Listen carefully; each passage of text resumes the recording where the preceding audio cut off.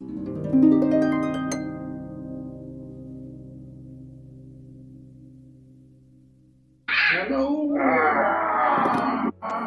All right. Fun. We are recording now. Okay. Jacob is joining us remotely because he and his wife have a baby gender reveal in the morning, apparently. Yep. So that's very exciting. It is. Erin is here too. She is getting her noms on, but she is within earshot and able to play. So, for DM inspiration, did anyone want to give us a recap of what happened last time? Or shall I do it my own damn self? Fairy battle in the whole wide world. Going? You go for it. All right, I'll give myself inspiration. So, previously on Dungeons and Dragons, We're doomed. Yeah. you were doomed by being showered with gifts from a bunch of nobles after making your way back to town from Pater's Ball. While at Pater's Ball, you successfully managed to capture Lyri Akinja, the somewhat hostile black lady archaeologist who was helping Nuala do her evil things. She's so pretty She is pretty evil. So you managed to recapture her before she could dissolve her way out of her prison with repeated castings of Acid Splash. While dealing with that tumult, you heard some cats hissing at each other, and upon investigating, you found Skibber, Lyri's cat, her familiar, getting into it with Bert, who is the husband of one Mrs. T, a fairy that you quickly befriended because she wanted to go to the Witchlight Carnival, and upon finding out that's where you're bound, she's like, I'm going to come with you because I feel like it and I can do what I want. Also, Pickle invited her because she's cool. That too. So you guys all made your way back to town in the company of Auntie Karina, the Duchess, all the Chillins, Auric Van Kaskerkin, the mercenary who decided to defect, and that the Chillins had instructed to go back to town and get help, which obviously he did. When you got back to town, just sailing up from Cormair was a familiar sight for Benito, one of his old friends from university. It was Alden Azuceno, a fellow person of the arcane persuasion that he was friends with back in his freshman year of college, which was apparently Benito's only year of college because he got maybe either flunked out or expelled. We're not really sure, and no one likes to talk about it. Alden, however, has continued his studies and decided to take a bit of a break and come to see Witchlight Carnival and see what that was about. And maybe also rub elbows a bit with some other nobles who he had received word were going to be attending. Upon meeting up, the two of them got to talking and catching up, and Duchess Karina invited him to join everyone else at dinner that evening at the Grand Carnelian. Though she did stress that it had been a really freaking long night, and everybody needed a nap. After napping and leveling up to level 3, there was a big shindig in the grand ballroom, or the feasting hall, I guess, at the hotel, and everyone was bestowed gifts as a thank you from Prince Varnadil and his cohorts. Funny thing was, when they got around to poor little Pickle, they were just sort of thinking to give her freedom, which made Karina face palm at the office, and also might have riled up one Princess Alis, who told him that was a sucky gift and that they needed to do better. Shots fired. Shots fired. So emboldened by her favorite princess, Liliana ran into her room, tearing ass around the hotel, and came back with the present that she had gotten from the twin princesses for her 8th birthday, and insisted that Pickle take them. Mm-hmm. And in a shoebox full of rose petals and glitter, she found a pair of very well made, and yet somehow still muddy, boots of striding and springing. Well, Just, that's Ed's character. yes, Ed's character. And you know that they work, apparently. While everyone was having a good time, fireworks went off, and you guys could hear the sound of a calliope going crazy outside, and the children proclaimed, "It's happening! It's happening!" And they all ran out to see the Witchlight Carnival pouring out of a giant hole in the sky with horses with butterfly wings, a giant cart there was a fishbowl that had a mermaid in it, and all sorts of other craziness. There were flying foxes. It was nuts. Wild. After about an hour of setup, just shortly after dusk, the carnival opened, and you were all invited inside. You guys began your venture by meeting apparently Melon's father,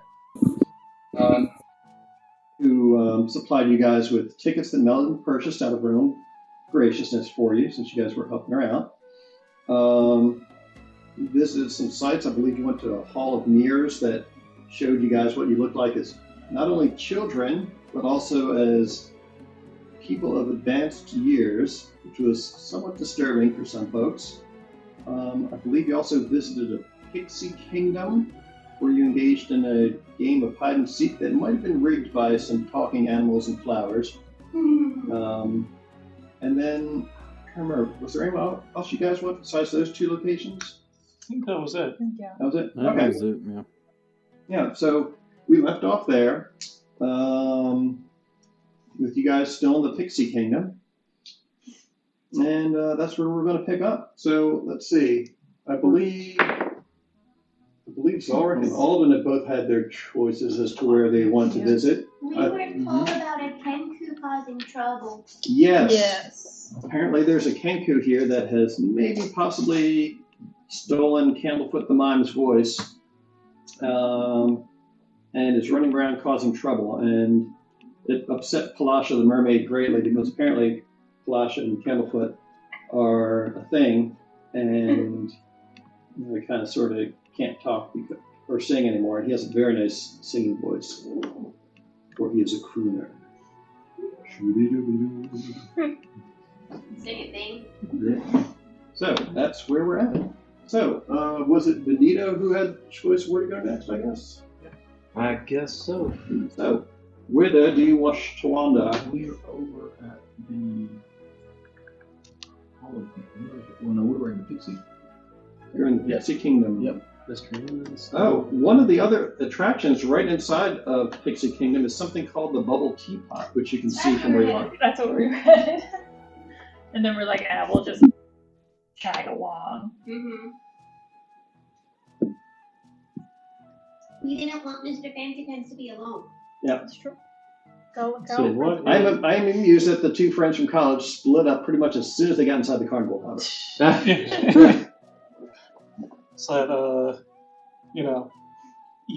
easy pleasantries when you first meet, and then you realize, we don't actually have that much in common. All right, he's Ever. the reason I almost got kicked out of school. Now, Silver Song Lake, is that an attraction? It is. Everything here is an attraction. Alright. I don't know. I guess over to Silver Song Lake. Silver Song Lake. All right, let's see. Page 43. And he's also looking for the. Wait a second. He's also looking for the. We're looking for that Right, we're looking for the portal. We're looking for the portal. Right, that's. Maybe go to the Big Top instead. Big Top? Yeah. All right. Just remember the cake is a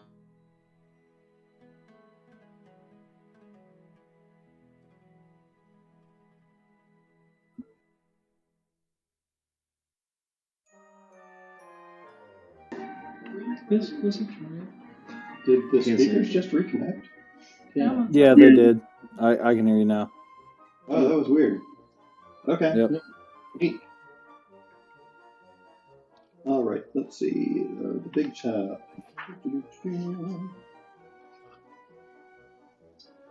All right, the roof of this tent reaches towards the night sky in 3 swooping peaks topped with spinning gold stars. Painted wooden panels on the tent walls whirl with colorful motion, displaying vibrant circus performances. The sound of music and laughter drifts out through the canvas door. Entry into the Big Top is actually free, so you don't need to have your ticket punched to go in there. There are a few main events that are scheduled at the Big Top for midnight. It's only about 9 p.m. right now, so there are some lesser-known performers who are currently in there, however, doing their acts. There's like a trapeze act going on at the moment, but it sounds like the big show is still roughly about 3 hours away. But you can still look around if you like. All right. Don't know what I was looking for. I wouldn't mind talking to somebody, finding out. Well, we already know who's in charge. Mm-hmm. But I can't think of a subtle way of asking if there's a portal to the Feywild out here. Suspicious if we don't know what we're looking for. Yeah. Need to be sold. We need something? Well, maybe we don't need to be something. I mean, it's never been settled in the past. I don't know why you Walked start up now. Hey, is that guy here the head big shot? Is he around? What was his name? So, are you asking the same character? No, just asking you if I see him around or anything. Give me a perception check. Oh, okay. And I'm taking no. I don't know. I guess we all kind of stay together. I don't know if we did. Yeah, or if you not. guys We want, did. you can all just stick together. That's fine. Or you can stay split up. Still think I It have don't a matter. personal perception. I Okay. think that's just a straight 5. I'm blind. Yeah, it's just a 5. That's all I got. When you guys show up to the Big Top, the kids who are tagging along with you, I think it was Isaac, Ayla, and Liliana were tagging along with you. Ayla says, "I don't think this starts yet. Hey, let's go check out some other stuff here. Come on, guys." And she and Isaac and Liliana go bopping off to do their own thing. All right. Is that everyone's doing? Maybe not that one, because that had food for a minute. Don't forget on that. Are you looking for the head honcho around here? Yeah, I was trying to remember his name around here. It was in chat. Mr. Witch and Mr. Light, you mean? Mr. Witch and Mr. White. Yep. All right. And I don't see either one of them around. You do not. And I did show you guys artwork of what they looked like last time, right? I think so. Yeah, Yeah, put it in almost text. good. Yeah. And Yeah. so I'm gonna look around and see if help him try to find these. Okay, go ahead. You two can both give me perception checks, or one of you can give the other one advantage. Your choice. Well, He rolled and you got got a a roll 5. of 5. Oh, you got a 5? Okay, Yeah. so all right, go for yourself then. I got a 3 plus 4. I got a 7. So you guys are wandering. As you guys are wandering around, there's a lot going on here. Even though it's not quite time for the main show, there's people going in, going out. There's dancing lights floating all over the place.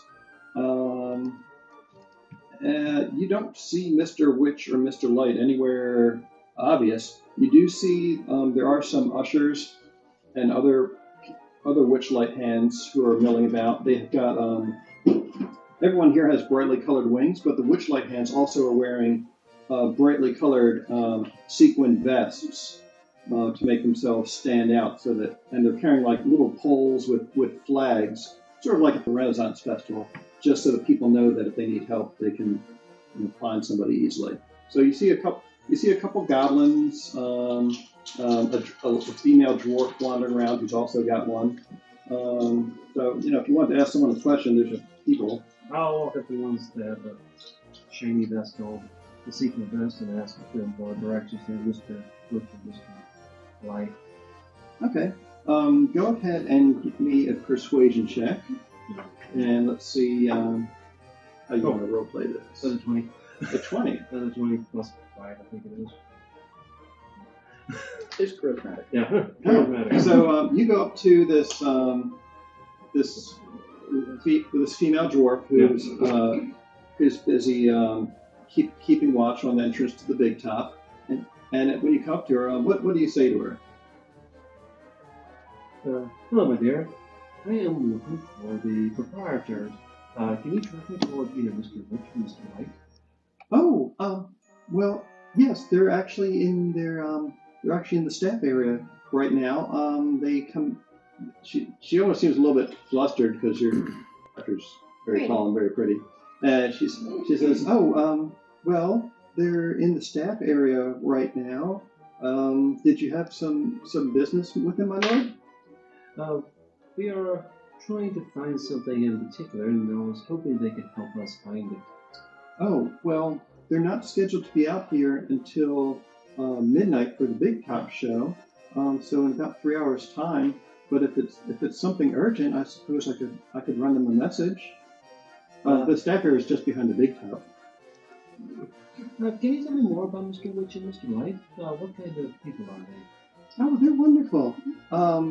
Mr. Witch is he's a bit more heavy set. He seems like he's gruff on the outside, but he's got a heart of gold. He's wonderful. And then Mr. Light, you probably saw him earlier. He's the very fancy looking one who's svelte, shall we say? He comes across as more eccentric, but even if he seems a bit crazy, he's a really good guy. They both have our best interests at heart. And, we wouldn't have our careers without them and get to see all the different worlds. You and your friends are happy here. Oh, of course. I mean, who wouldn't be? It's a magical carnival that travels between worlds. Huh. Do you know if either one of them are possibly from the Faith? Well, they are from the Feywild, right? No. The carnival itself is from the Feywild, but they're actually originally from the Shadowfell. No, I think the Feywild kind of agrees with their personalities more, to be honest. Okay. And she says, "No offense to your friend, of course," when she sees you. Yeah. I'm taken. If we cannot go visit them ourselves, I think I would appreciate a message being sent. Okay. What shall I tell them? We are looking for a way to get into the Feywild. We understand that there has been an emergency there that we're investigating. Oh, there has? Yes. What sort of emergency? It's quite a big deal. They may already know about it. Oh, okay. Who shall I tell them is calling? Shuffle start. Yes. Tell them that a follower of Zabilna. Zabilna. Am I saying that right? Mm-hmm. All right. Okay. And your name, sir? Benito Abitiose. You don't I know. Then Lord Benito. Lord Benito Ambiguity? Tell him that our... Well, he probably wouldn't know that either. Yes, tell him Ambitiose. Ambitiosi. Yeah, and we are I am a proprietor of a local hotel here. Oh, the big one in the middle of town? Yes. Oh my goodness. You must be rich. So I've been told. She just kind of flushes and holds her cheek. She almost drops the staff that she's holding when you mention that. And I want to say, I got a question. I would say that is true, right? Yeah. Okay. Yeah. Just making sure. Yeah, I mean it's your mom who owns it, but you've been running it because All right. she ran off when she almost got assassinated. All right. The proprietor, not owner, so that, Right. Yeah, exactly. So that works. All right. You were the manager at the moment. Doing a great job. Manager on duty. She says, Yeah, she says, managing okay. quite well. She says, all right. Well, I'll go to deliver the message, and I can't guarantee that they'll have any reply for you at this time, but I'll let them know that you're here and looking for them. All right. Thank you. You're welcome. She goes to leave, and then she remembers herself, and she turns around, and she like curtsies, and then she goes running off again and out the back of the big top. Well, he will try to give her a similar bow, but he's already gone. Okay. Yeah, so it looks like the direction that she's going to get to the staff area is actually out the back of the big top. So the opposite side from what you guys are currently standing on. We'll hurt to stick our head there. Probably not. So the big top is right there. Yeah. The staff area is right behind. Yeah. All Well, right. it's not a very big staff here. It shouldn't take them long. All right. Who all was wanting to try and follow after her? Were you wanting to, or were you going to see if you could send someone else? Well, he's not very stuffy. That's hit or miss. I mean, you guys are Yeah. level 3, so. Yeah. I don't know. He may just wait for her to get back. I mean, Zolric is the stealthiest person in the party. We can go to that side of the camp and kind of. That way she'll see us when she comes back. Yeah. We'll give her a few minutes. We'll go to that side of the tent, wait by the Meander, door, yeah. meander, take a look around, see if we notice anything. Okay. But give her a little time. All right, so you guys make your way across the trapeze act. Wows and delights. It looks like there's a family of elves up there doing their thing. And none of them falls and breaks their neck like they would if this was Batman. So that's good. My brain went there too. Yeah, I know. They're not the Flying Graysons. That's crazy, yeah. So you get. Big top, and all I could hear is Tommy Lee Jones saying, "That's a girl with a big top." Mm-hmm. You guys wander around back to the staff area. Towards the staff area. Not trying to do anything that's like going to get anybody pissed off. Yeah. Not trying to piss anybody off. So when you get back over there, there is an usher standing by the flap in the back of the tent through which you saw the dwarf girl whose name you didn't get pass through. And at your approach, this goblin who it looks like he's wearing a big pointed hat with a sparkler that's currently going off from the top of it. He looks up at you guys and says, "Hello. What did you want?" First off, that is a fantastic hat. I know, right? Isn't it?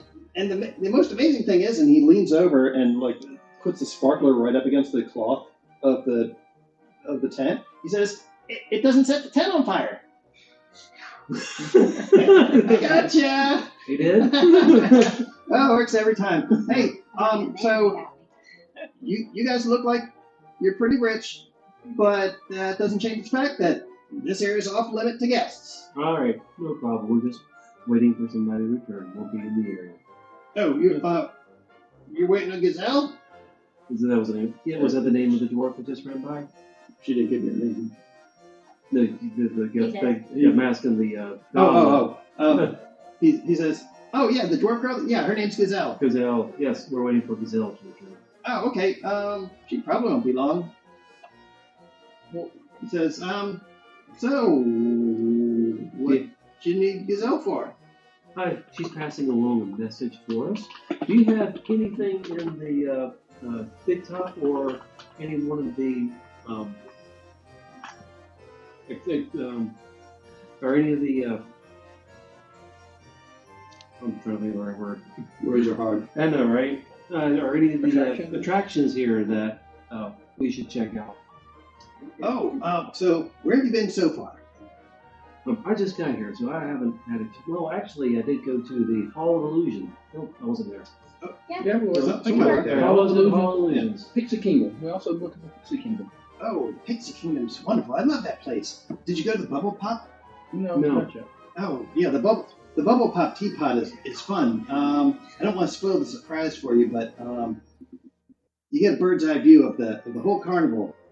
Ah, excellent. That might be helpful. Very helpful. Yeah, that's great. I'd also recommend visiting the lake and seeing Plasha the mermaid sing. That's always great. She's got a wonderful voice. Was that the same one that was the horse ticket? Yeah. Silver Song Lake. It's wonderful. You could also go on the gondola swans while you're there, if you like something a little bit slower.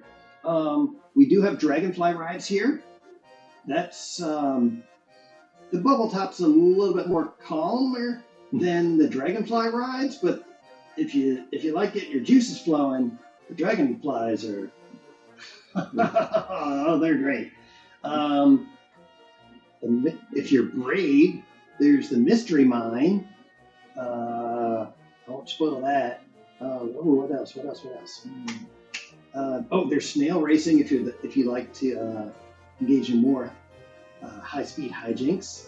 There's, if you're hungry, you can go to the feasting hall and see how many custard cupcakes you can eat before the time runs out. That's always interesting.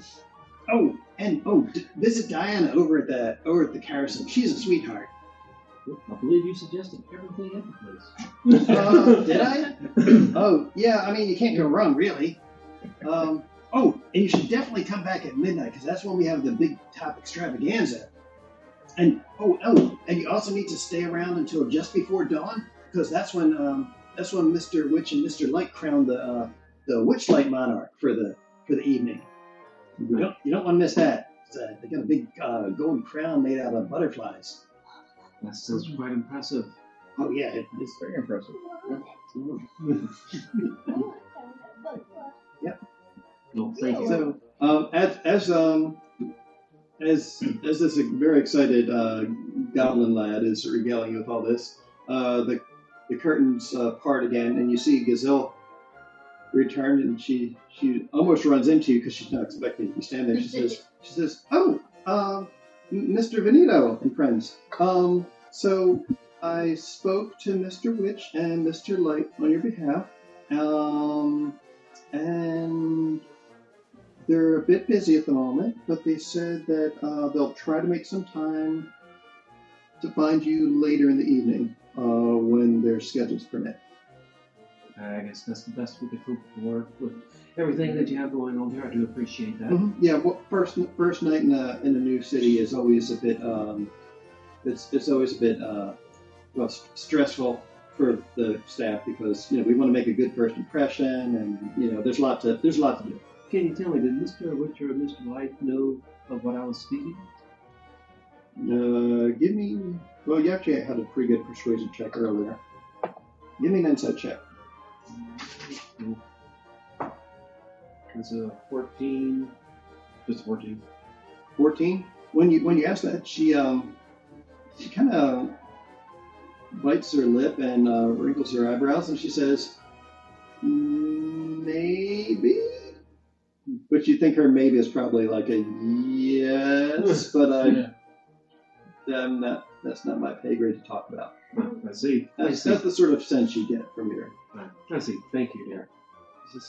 No problem. Well, if there's nothing else, I should probably get back to ushering. But you're very pretty. I mean, it was very nice meeting you. It was very nice meeting you. She just bows again and just goes running off. Okay. All right. So you guys went into the big top. So let's give someone else a chance to pilot somewhere. Voltan. Oh, Voltan. So Voltan's actually going to look at He went up by himself. Oh, you went off by yourself. Right. So you're okay. I I can did. fly. So you're with Feline then. Yeah, I am with Feline.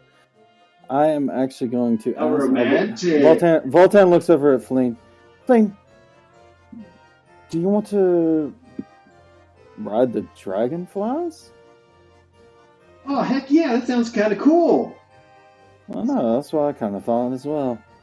Oh right, yeah.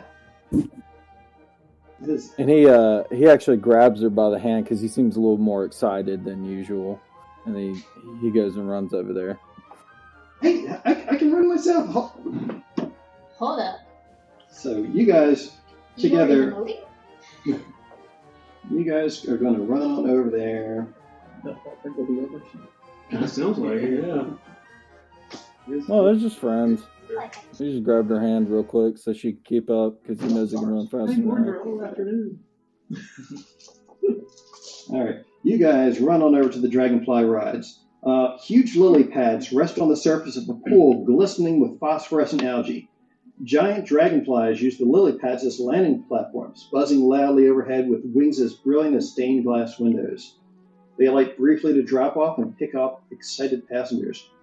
Near the entrance, a small smiling tree turns your way and beckons you over. A red squirrel clings to its leafy canopy, peering at you suspiciously.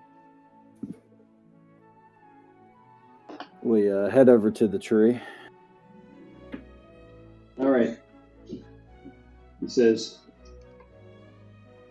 "Hello, I'm Northwind, and who are you two?"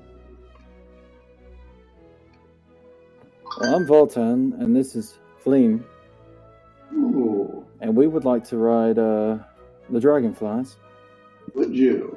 Now, I don't think I've seen you here yet. I don't think you've received your welcome gifts. Let me see if I can do something about that.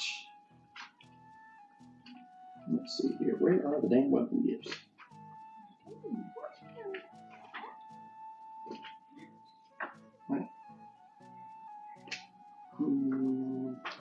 I had them right here a minute ago.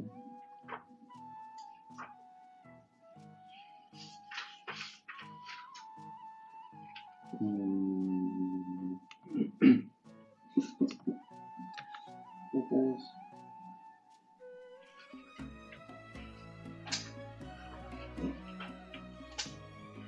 Welcome gifts. Where are the damn welcome gifts?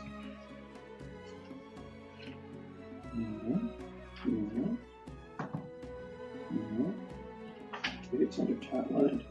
Welcome gifts.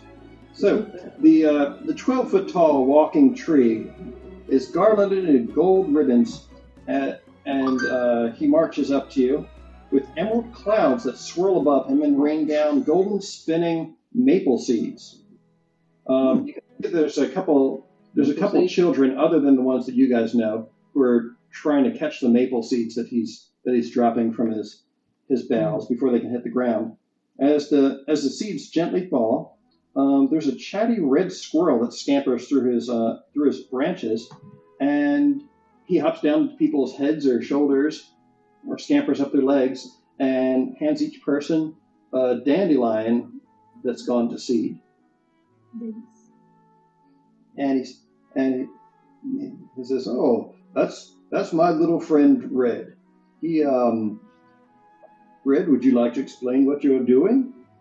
And the little squirrel says, "Oh, yeah, certainly. So, you guys should blow on the dandelion seeds and make a wish. And also, you should definitely try to catch some of the maple seeds before they touch the ground, and you'll receive a gift from a good friend, Northwind.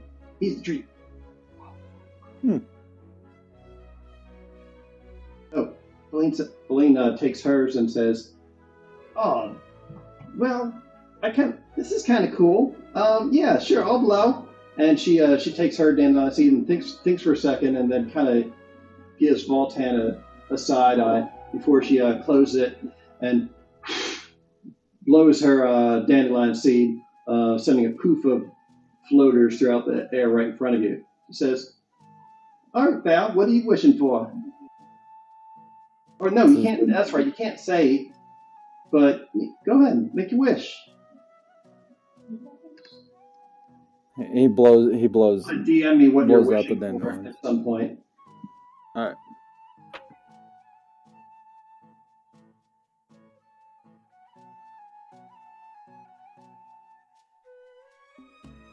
All right. So if you would like, you can attempt to catch some of the falling maple seeds as you're talking with these two. And if you would like to do so, give me a dexterity. All right.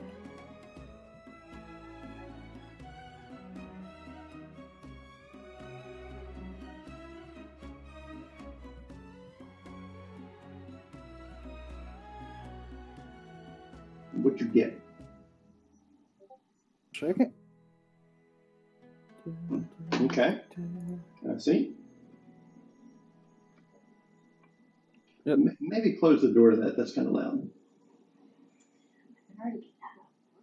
What? No. The Aaron's doing laundry, so that it's in the spin cycle. Oh, I was like, what are they? Yeah. I notice all. Yeah. Dexterity. Where is it? Thank you. I rolled a 14. 14. All right. Unlike Feline, who seems to have had a good bit more of that bottle of wine than you have, as she's fumbling about trying to catch a maple seed, you have no problem. Just reach right out and snap one right out of the air on the first try. Go ahead and roll a D8 for me, please. D8. Alright, I'm gonna do it on the thing. 4. 4. All right. Let me cross-reference this. So the tree says, "Oh, very good, very good. Here, take this." And he reaches up into his branches, comprising his crown, and he plucks something out and hands it to you. And it is a. It looks like it's a tinted glass monocle. And when you hold it up to your eye, it tints everything that you look at green. What is this? Enjoy it. He says, just a little something I picked up. Here, you have it. So, this evening while you're at the fair, you can add a 1d4 to any one skill check that you like before dawn comes. So if you just want to make note of that. Okay? Just one time? Yes. Awesome. So similar to low-level inspiration from the bard. Cool. Okay. Well, now let's get back to the dragonfly rides. As you check out your little green monocle and are looking around with that, the treant says, "Oh, right. If you're going to take a dragonfly ride, I suppose I should probably punch your ticket for you." Oh yeah, and I'm like, oh yeah. I was having too much fun trying to catch these things. And he goes and he hands the ticket out. Flame, where's your ticket? Says, "Oh yeah, right. Here you go." And she hands the ticket up to the very tall treant. And give me a nature check. All right.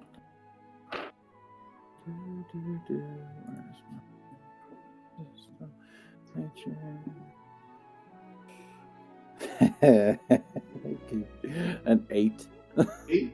Okay. So judging by the size of this treant, you've heard of treants before in like fairy tales and whatnot, and you always thought that they were a lot bigger. So you're wondering if maybe this guy's a fairly young treant. So. Miniature treant? Huh? Miniature treant? Well, either that or a young Groot. Pocket-sized treant. It's a Groot-sized treant. A young Groot. Fresh out of the pot. Fresh. A young Groot. All right. So he takes your ticket and he punches off one square on each of your tickets, and you guys head in. So there's a total of 8 giant dragonflies here, and when you get up to the head of the line, the usher there explains that they'll get you seated up on the saddles on the back of them, and the dragonflies are trained so that they'll fly you safely around the carnival without any risk of you needing to know how to guide them or anything like that. So you guys get saddled up and Saddled up. Gets on. Well, this is going to be interesting. all right. As you guys get in your saddles and first start and they lift off from the ground, they just barely take off into the air when you hear a scream from over further into the lake that borders the dragonfly rides, and you can see that it looks like one of the dragonflies might have taken off prematurely with a patron, a middle-aged dwarf with a bright blue beard, who was kind of hanging by one of the stirrups. It looks like he's having a rough time.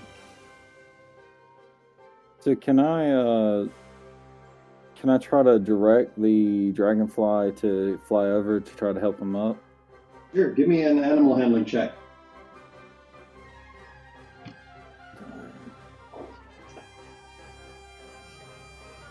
Ooh, 17.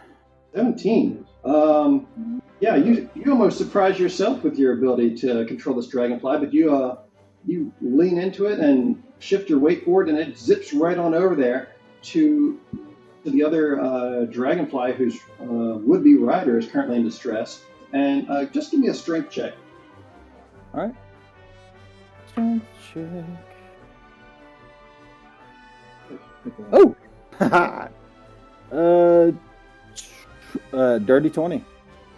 Oh yeah, you with it almost looks like you've been doing this sort of thing your whole life. You buzz by there and you kind of bank your dragonfly onto the side as you swoop past it. You just reach down, grab him by the back of his vest that he's wearing, and one smooth move, your dragonfly swoops right over him, and you right him and him right in the middle of his saddle before completing your sort of loop-de-loop that you do, and go whisking off again.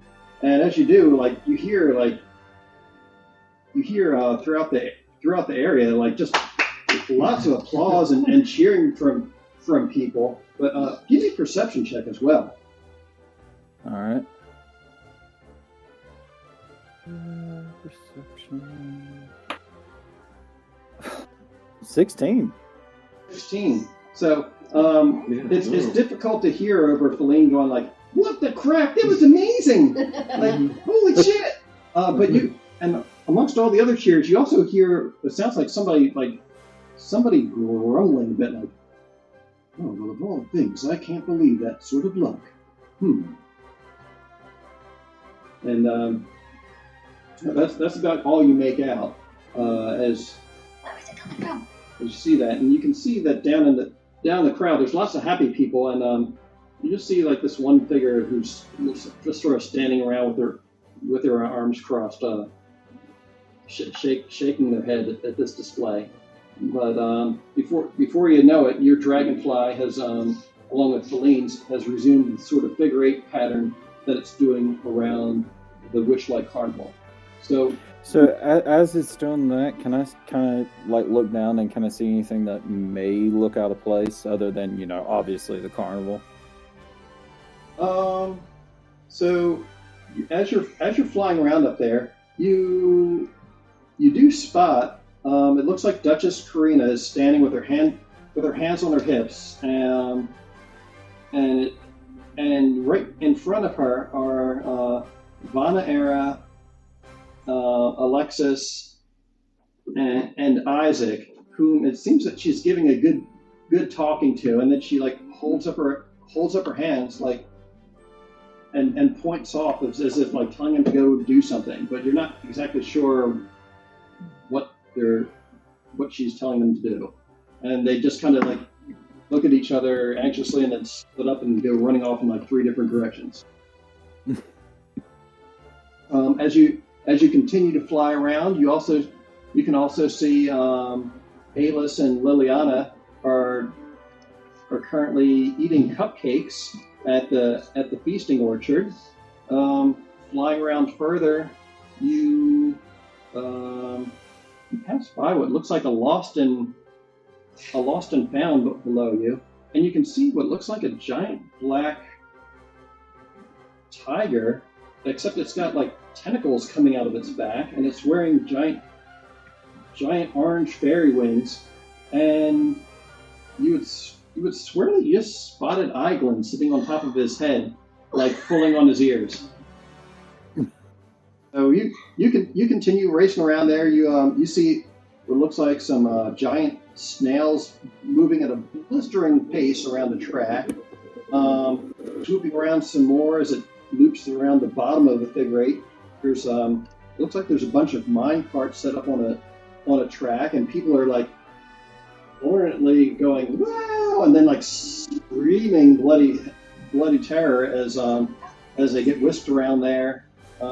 It swoops back again along the river on the east side before the dragonfly swoops in between the spires of the big top, and then it banks around across Silver Song Lake, where you can see down below you, in the midst of this big lake, there's a gorgeous mermaid who seems to be serenading the crown there.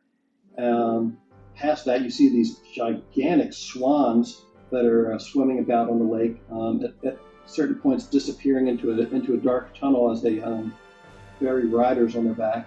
And before you know it, the dragonflies landing you and Feline back on your respective lily pads, and you're feeling kind of breathless from how fast these things flow, and your hair is, hers especially, because she's got red hair.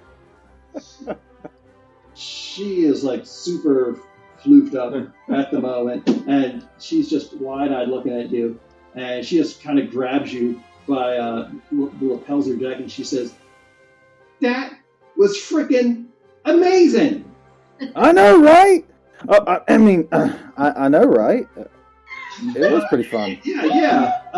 And she's like looking you in your eyes as she's saying this, and she looks like she wants to lean closer, and then she like her eyes go wide, as if she just saw something. And she's like, "Oh my god!" And she starts like smoothing her hair back down. She's like, and she says, "Oh, holy crap! Curls? Freaking red hair." Are you okay? Yeah. I'm good. I just, wind is not my friend. All right. So, let us cut now to Mrs. T, the Trifoliador. So we were at the Pixie Kingdom. So I'm gonna go. Blanche Devereaux. I gotta do it. Come on, Cucumber and Periwinkle. Let's go to the Bubble Pop Teapot. I'll go. I'll take it. Let's see, who is Periwinkle? That was me. his. Oh, that It was was your name? his pixie name. Yeah. Okay. Mine, what? That's Oh, I probably wrote your it stick. down Yeah, on okay. my sheet. You're okay. Sparkle Everyone's names was Sassafras. Alden was Periwinkle Peridot, Alice was Unicorn Puddle Jumper, Liliana was Petunia Frog. Two of them already took off. You, I think, were just yourself. I said my name was close enough. Yeah, and then Pickle is Sparkle Sassafras. So it's still in your company is Mr. Peridot himself, along with Cucumber. Cucumber and Periwinkle. All right, so the three of you make your way Anybody over else? to the. Slug. You guys are making your way over to the Bubble Top Teapot. I'm so sad that we did not get to see. Which one is which again? Just like my note taking app just crashed. Yeah, I'm sad we didn't get to see Voltan and Moting. It's okay. Decisively. We have no evidence. It happened. All right. A 20-foot tall teapot rests on a wooden platform. Its surface whirling with moving imagery of flying dragons breathing streams of bubbles. The door at the base of the teapot allows entry into its interior. Those who enter emerge from the spout encased in a bubble that detaches to float off across the carnival. 7 goblins sit around the platform sipping tea from mismatched porcelain cups.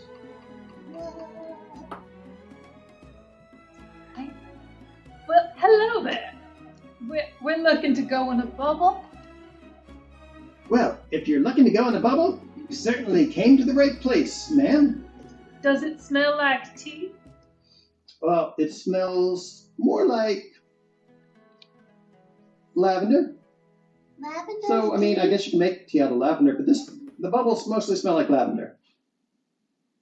Don't ask me how I know lavender's a tea. Says, hey, what are you doing after the festival? I don't know. Well, Oh boy, keep it in your pants. We want to go in a bubble. one of the others, a female goblin that they were talking with previously, just kind of pulls around a sense and mutters under her breath and says, "Betty, rather keep it in her pants." I am so lost. What's going on? It's fine, Cucumber. We got this. And the lady goblin says, "Anyway, if you just step right this way, we'll take you on your magic bubble ride." Will the tea be provided? Says, "Well, for you, ma'am, of course. And she goes over to a little table that's set up right by the base of it, and she says, "Sugar, Yes, please. 1 lump, 2, or more? One. 1. All right. What about you, Greenie?" Two, please.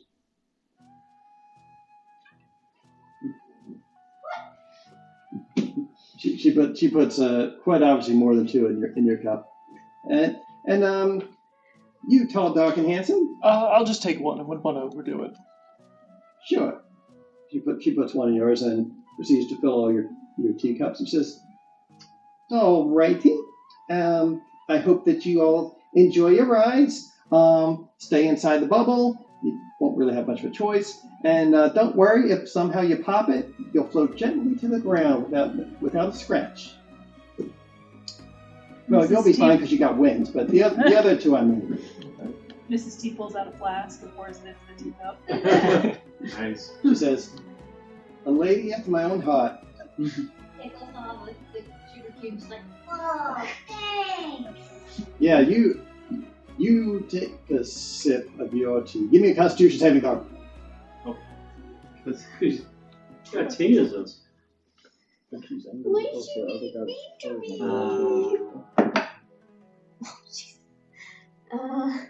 saving throw? Yeah. Constitution's your good one. 10. 10? Oh, 5. Your eyes kind of go wide. This is the sweetest tea you've ever had. Whoa. I see colors. I mean, smell colors. I mean, taste colors. Oh. He says, I didn't put anything in your drink. she says, that's great, doll. All right, in you go. And she just sort of like gets behind you and like guides you into the teapot. So when you go in, everything goes dark in there, and looking up, you can see like some moonlight coming in through the spout of it. And as you're looking up, it keeps getting bigger and bigger until you realize that you've been floating up through the teapot and emerge through the spout that you were looking out of, and you are inside of a big old bubble. Are we all in the same bubble? No, you're each in a different bubble. Yeah, we can't talk. Can we go by Can they talk to bubble? each other? Can they hear each other? Yeah, you guys can hear each other. This is amazing. I should hide. Yeah. So you guys are just sort of suspended in the middle of your bubble, so you can like cross your legs, lean back, do whatever you want. It's almost like it's almost like there's no gravity inside your bubbles as you're floating around. So, do we see anything? You can see everything.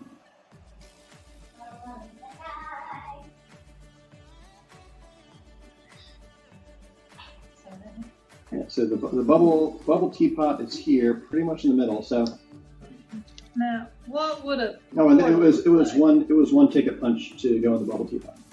Okay. we get 4, right? 8 total. 8. Wow, that was pretty long. Yeah. Okay. So,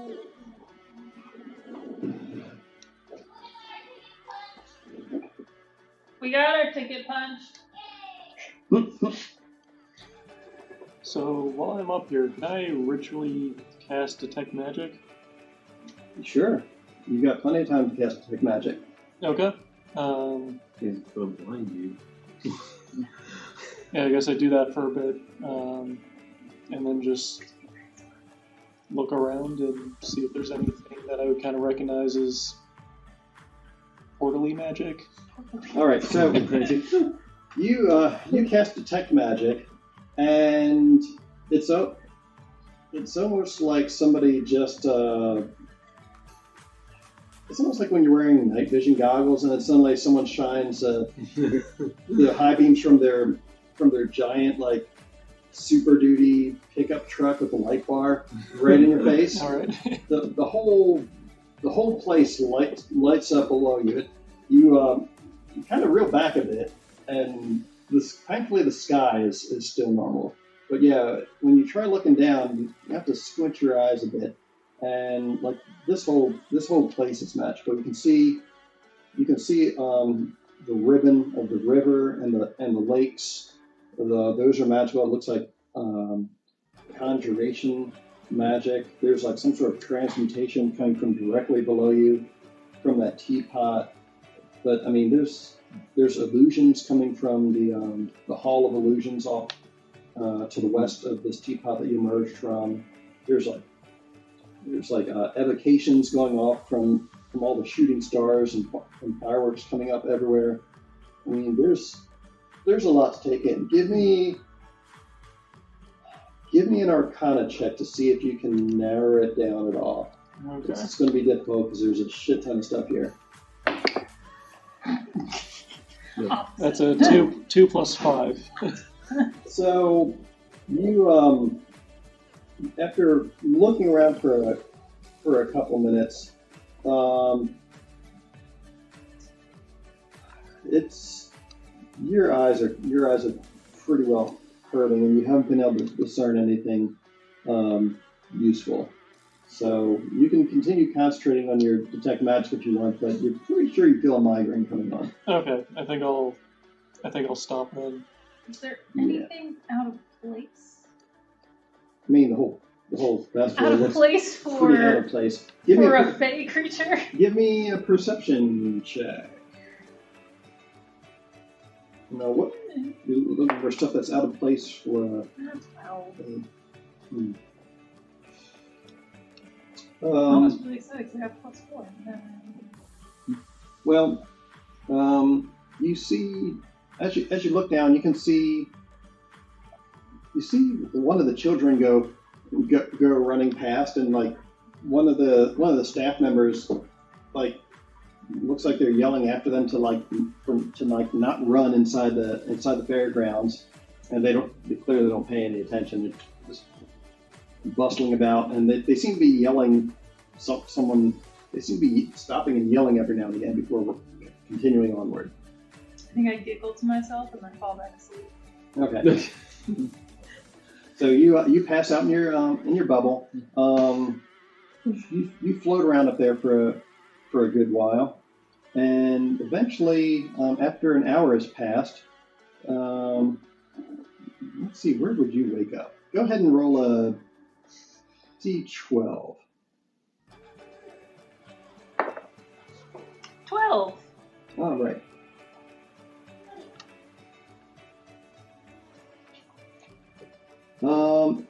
Interestingly enough, you land back in the Pixie Kingdom again. So yeah, you land back in the Pixie Kingdom. In fact, you end up landing on the top of the Ferris wheel. So when you wake up, you're still going up and down on the Ferris wheel because what was his name? Not Beatrice. It was why does my note-taking app keep locking up on me? What program are you using? The brain. What's this? It wasn't Beatrice. Beatrice was the heroine.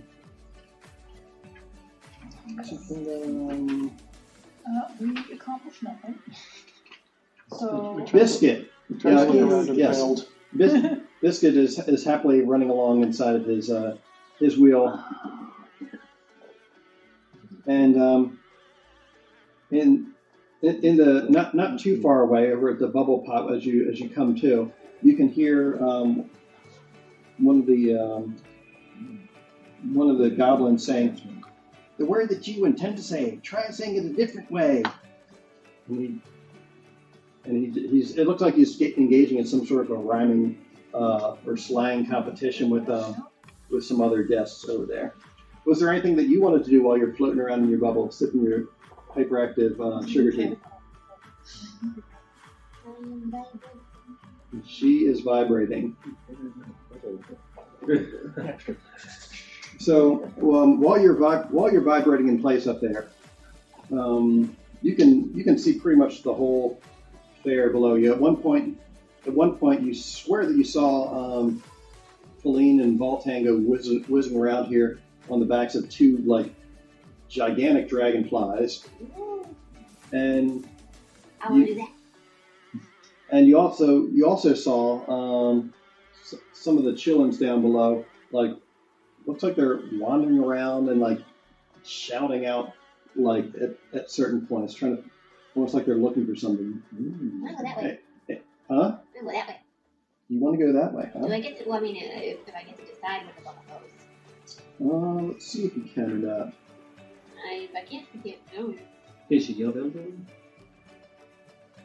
I'm probably too high. Give me an acrobatics check. Oh.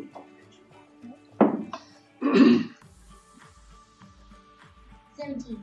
17. Yeah. So you're not sure if it's what you're doing or simply a force of will, but yeah, you start jogging inside your bubble, and from the direction it was going, it changes direction. It starts going the direction you're trying to run.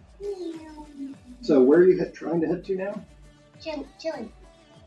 All right. So you start running around. Which children are you trying to follow? The ones.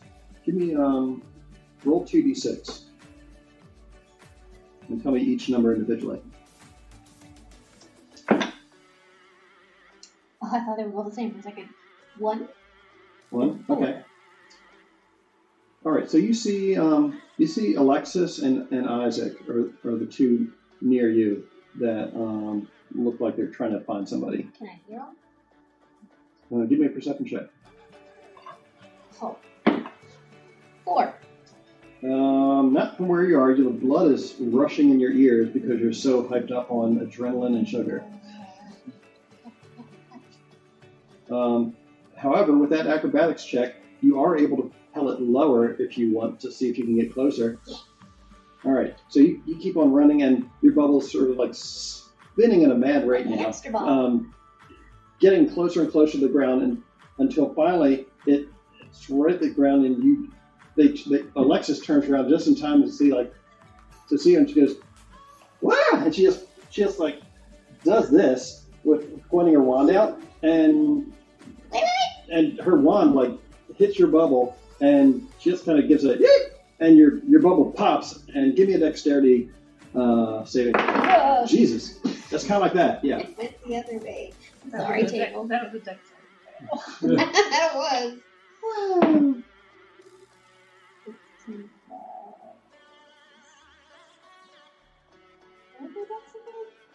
Wait, dexterity check?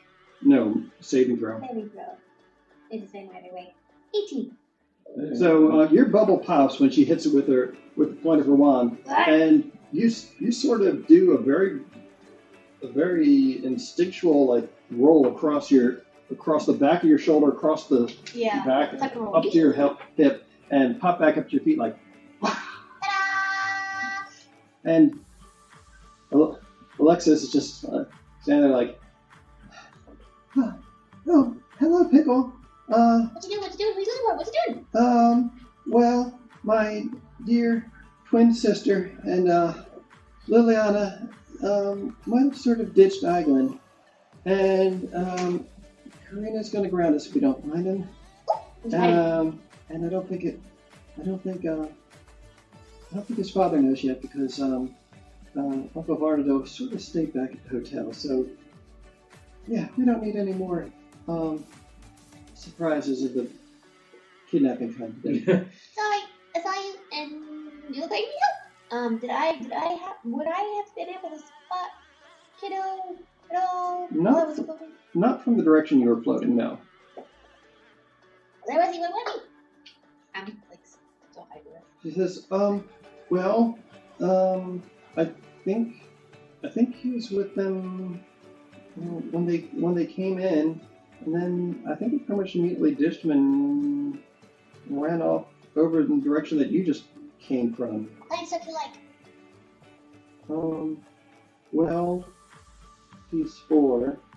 He likes food and shiny things and like I don't know. He's a little kid. I try not to spend too much time with him because he's a lot.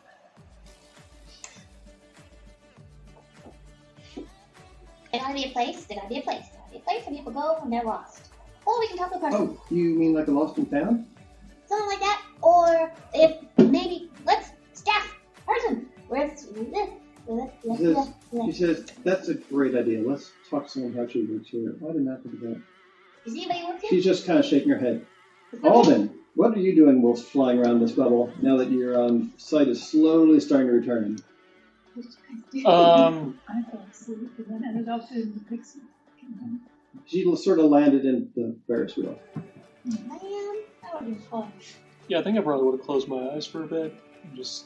Overwhelmed. Yeah, true. Just, let it kind of rock me a little bit and just not look too, I've seen enough for now. All right, I'm assuming that you stopped concentrating on detect magic. Yeah. All right, give me a Constitution save. It's a 7. So it takes most of the bubble ride for your migraine to subside and your eyesight to go. But by the time you land, your eyesight is back to normal. Go ahead and give me a D12 roll to see where you ended up. That's a 1. A 1. Okay. We only do 3. Such extremes. So, you give me a dexterity saving throw. Extremes. 6. 6. Okay. I blame the migraine. So your bubble floats over, and you think you see what looks like a light post or something. And as you blink, bubble hits one of the shooting stars on top of the big top tent, and then pops as it hits this. It's like contiguous firework that's going off from the top of the big top, and your bubble's broken, and you sort of gently float down into the top of the tent and slowly slide your way back down the side of it, and then upon reaching the edge, it's sort of like kind of caught in the pocket of it from your weight, and but from down below you can hear it sounds like a girl saying, I could use some help over here. Somebody landed on top of the tent again. Again. And you feel it feels like holes and like stuff are getting jabbed at you from below as they try to dislodge it. Yeah. And after about a minute of prodding, you've managed to work your way through and clamber off the edge and fall the remaining 10 feet to the ground and land on your butt. Ow. You take 1 hit point All right. took its damage. Thankfully, you did not break your tailbone. Yeah. Ooh. They really should have put a warning on that ride. Oh well, the you come over there and there's a little dwarf girl who in a sequined vest who's helping you to your feet. She says, hey, you've got a good point. It usually doesn't happen, but it's not the first time. Sorry, sir. Let me. Is there something I could I get you an extra punch for your troubles, or? I mean, if you're offering, who am I to turn that down? All right, but she says here, and it's a voucher for two additional punches that she gives you. She says, I'm very sorry, sir, and I'll definitely speak to people at the bubble pot about maybe possibly giving people a little bit of instruction on how to work the bubbles. I should hope so, but thank you for the tickets. Certainly, sir. Oh, and then she goes back inside the big top tent to keep on doing what she do. All right, so what were you doing with Alexis now? We're looking for a member of staff and or the lost and found, whichever we find first. All right, you So let me know when my sugar high wears off. All right, as you guys are looking around, give me a perception check to see if you can spot anyone who looks like they work here. Natural 20 for a 19.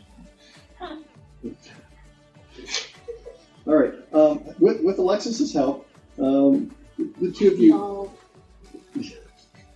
two of you quickly find. The two of you quickly find. It looks like a young Eladrin who. He's got like bright pink hair with what looks like daisies in it, and upon seeing you two looking in distress, he plants his pole and he just sort of leans on it and says, "Yes, what can I help you with?" Wow, you look like a friend of mine. Anyway, we're looking for a chillin'. Oh, a chillin'? Yeah, who lost chillin'? Or this big? Can you give me a description? And Alexa says, "Oh yes, certainly. An elf, very pale, bright blue eyes, short white hair, messy. Last we saw him, he was dressed in finery, though I suspect it's probably gotten muddy since then. But all white, very, very white all around." And Yeah, more white. This is easy to get messy. you try talking to his uncle. And the I'm a schmuck. he says, "I not say it." I did. As you say, the Eladrin straightens back up and says, well, I've got an idea of who we can talk to. If you'll follow me, please. We're going to go visit Lost and Found." Cool. I was hoping there was one. Yes. Also, they put way too much sugar in my tea. Oh my god, I'm diabetes. Oh my. All right, so he leads you over to the lost property area. Let's see.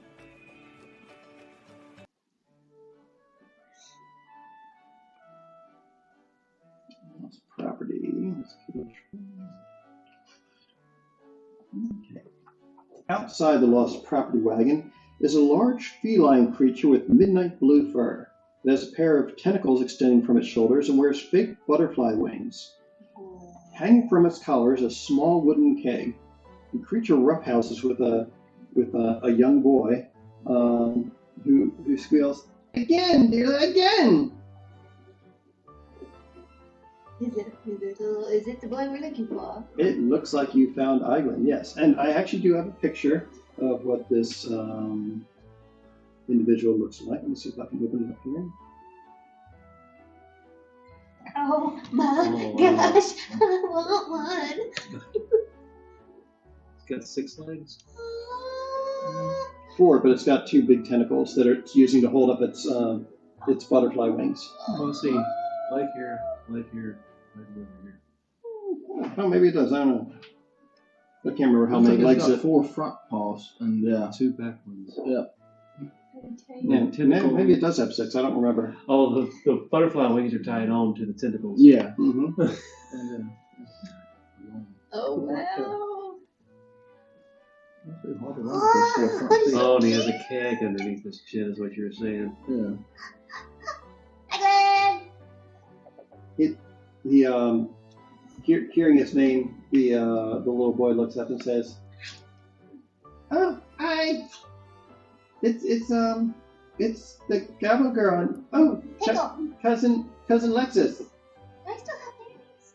Everyone's got fairy wings in here. They give them out to everyone when they come in, unless they come pre-equipped, in which case you get a pair to put on your hat." Yeah, I think I put on my head. You did. Yeah. Emulating the best of artificial intelligence art generators. Okay. Well, the pretty auntie lady's been looking for you, and Where's Lily? I don't know. Oh, well, she was with cousin Liz, and Yeah, they were in the pixie. Weren't they in the pixie? they saw pixies. I want to see Weren't they in the pixies. pixie place? At some point they were, yeah. They I think they actually went there with you guys. Yeah. Yeah. It says, Last I saw, they were in the pixie place. They might have gone somewhere else by now. Oh.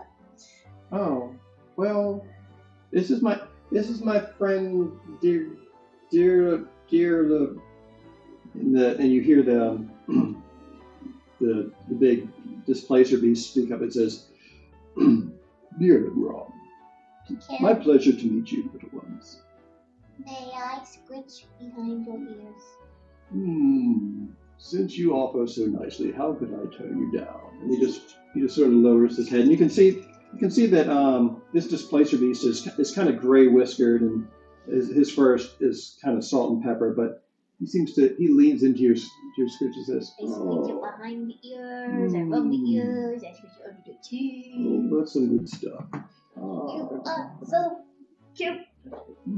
Oh, that's wonderful. She's there. Could I interest you in some toffee apple juice? Ooh. I would say yes, but I just had some tea that hurt my tummy and made me very much mad.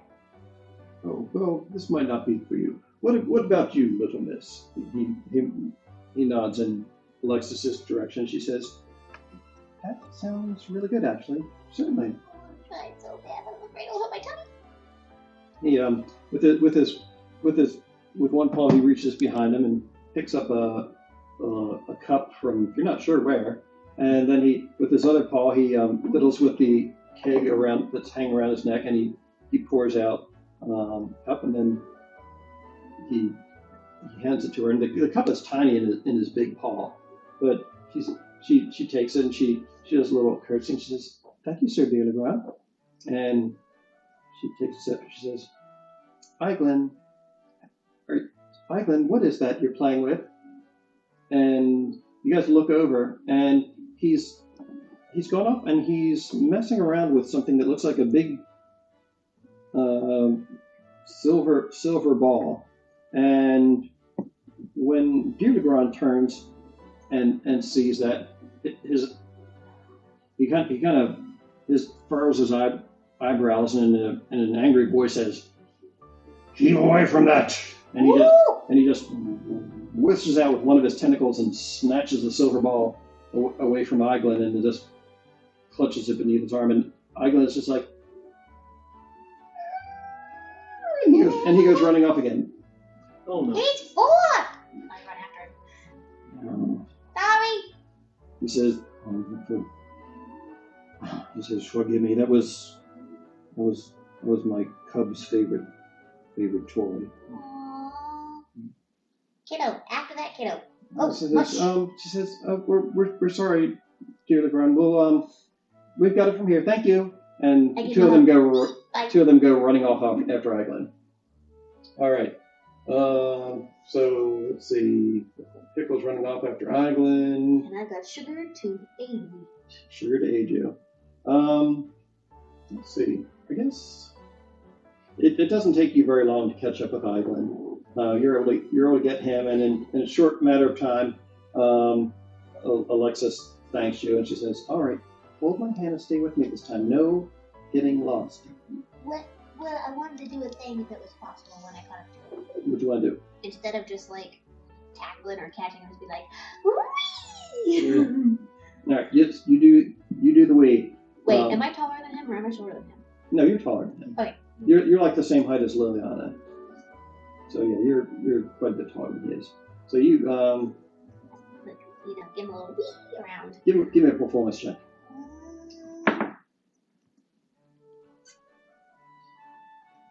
9. All right. So you grab him by the waist, pick him up, and at first he's like, "Ah!" But he's like he just holds his hands out and it's like I airplaned him. he says, "I'm a bird." Yep. And he's just flapping his arms as you run around with him. Mr. Kitty Man said he was very sorry. He says, "Oh, dear, Mr. Deer." Mhm. Okay. That was his cub's favorite toy. Oh. Maybe he misses his cub. I don't know what his cub is. But yeah, Oh. He said, I'm sorry. it's okay. Let's say you know. Okay. Okay, so you should find their parents. I want to find Lily. Let's find Auntie Lady too. He said, he just holds his arms out to Alexis, and she says, "Okay." And she says, "Oh my gosh, you're getting so big." This is more Vanna or Ayla's specialty than mine, but okay. Thank you, Miss Pickle. I think I've got him from here. She sees he starts squirming. She says, "No, squirming. Come on." You don't want I should go with you, or are you good? I mean, I suppose it couldn't hurt. And right about that time, you hear Vanna from this saying like, Glenn, where have you been? And she comes running up and she picks him up out of Alexis's arms, and she says, we were looking everywhere for you. We almost all got in trouble with Karina. He was at the lost and found. What do we think of that? Okay, hold my hand. You're not running off again. We'll find Lily later. He says okay. So with Alexis holding one of his hands and Vanna Aaron holding the other, the three of them go wandering off. You can tag along with them if that's what you would like to do. At least until we get to an adult. Yeah, it doesn't take too long before you find her and Ambassador Arvinder. They're basically sitting down watching a show at the Calliope because that's close to the entrance, and they're like, they would have to come this way. So Just once they're with adults, then I'm just like, okay. He says, "My, but Karina says to you, she says, my, you're a very itinerant goblin, aren't you? Thank you for looking after these young ones again and saving them twice in one day. I appreciate that." They do an awkward curtsy. I'm wearing pants, but still I do an awkward curtsy. She smiles and says, "Allow me to demonstrate." And she does a picture-perfect curtsy. She says, "Just like that." I want to try. Go ahead and try. Give me another performance check. With advantage since she's helping you. Good, because that's a 2. And that's a 3. Wait. Yeah, that's a 3. So, 5. She says, it takes some practice. All right. How am So, I feeling by now? huh? How am I feeling now? Give me another Constitution saving throw. 12. Well, there's been given your hardy goblin constitution and the amount of running around you've done, you seem to have metabolized most of the sugar, and you're feeling juiced up, but your tummy's no longer rumbly. So you're doing good. So, did you want to try and find any of the others you were with earlier, or did you want to just set out on your own to explore something else? What do you want to do? Give me a perception check.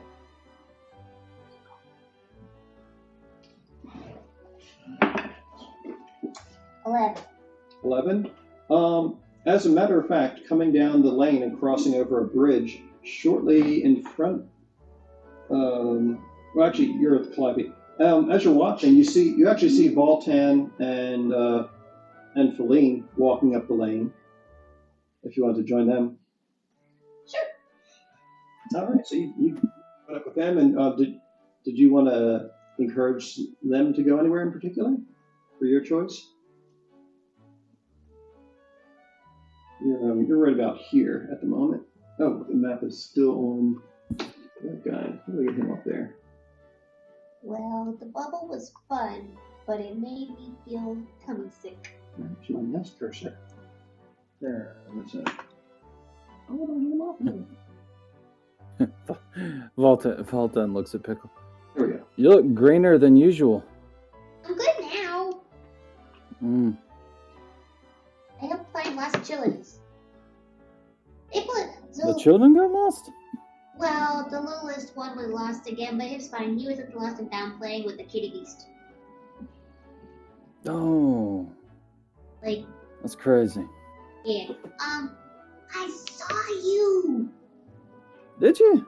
I was going pretty fast. I had fun. It was the greatest. Whoa. Hold on. Bend down. Hey, the three of you, give me perception checks right now. Natural 20! 3. 19. So 19. So you're not sure if it's like the massive shadow that you see suddenly come over you, or the fact that Feline just kind of like, her eyes go wide, she just kind of like clutches at Voltan's bicep. But you turn around and you see Dearlagron right behind you. The Hitman! I give him a hug. Okay, you. The who? He says, were you able to find that that poor little elf boy. Yeah, and I told him that you had said sorry and that why you got grumpy, and he said okay, and he said he was sorry. Well, that's good. I felt terrible about that. It was my Cub Star's favorite toy, but She had that. oh, I'm not certain actually. It's been many years, but I believe they snuck into the carnival back before I worked here, and that was the last I saw of them. Not sure what happened, but you seem like someone who enjoys doing a good deed for its own merits. It doesn't trouble you. I'm concerned that Mr. Witch and Mr. Light are on edge.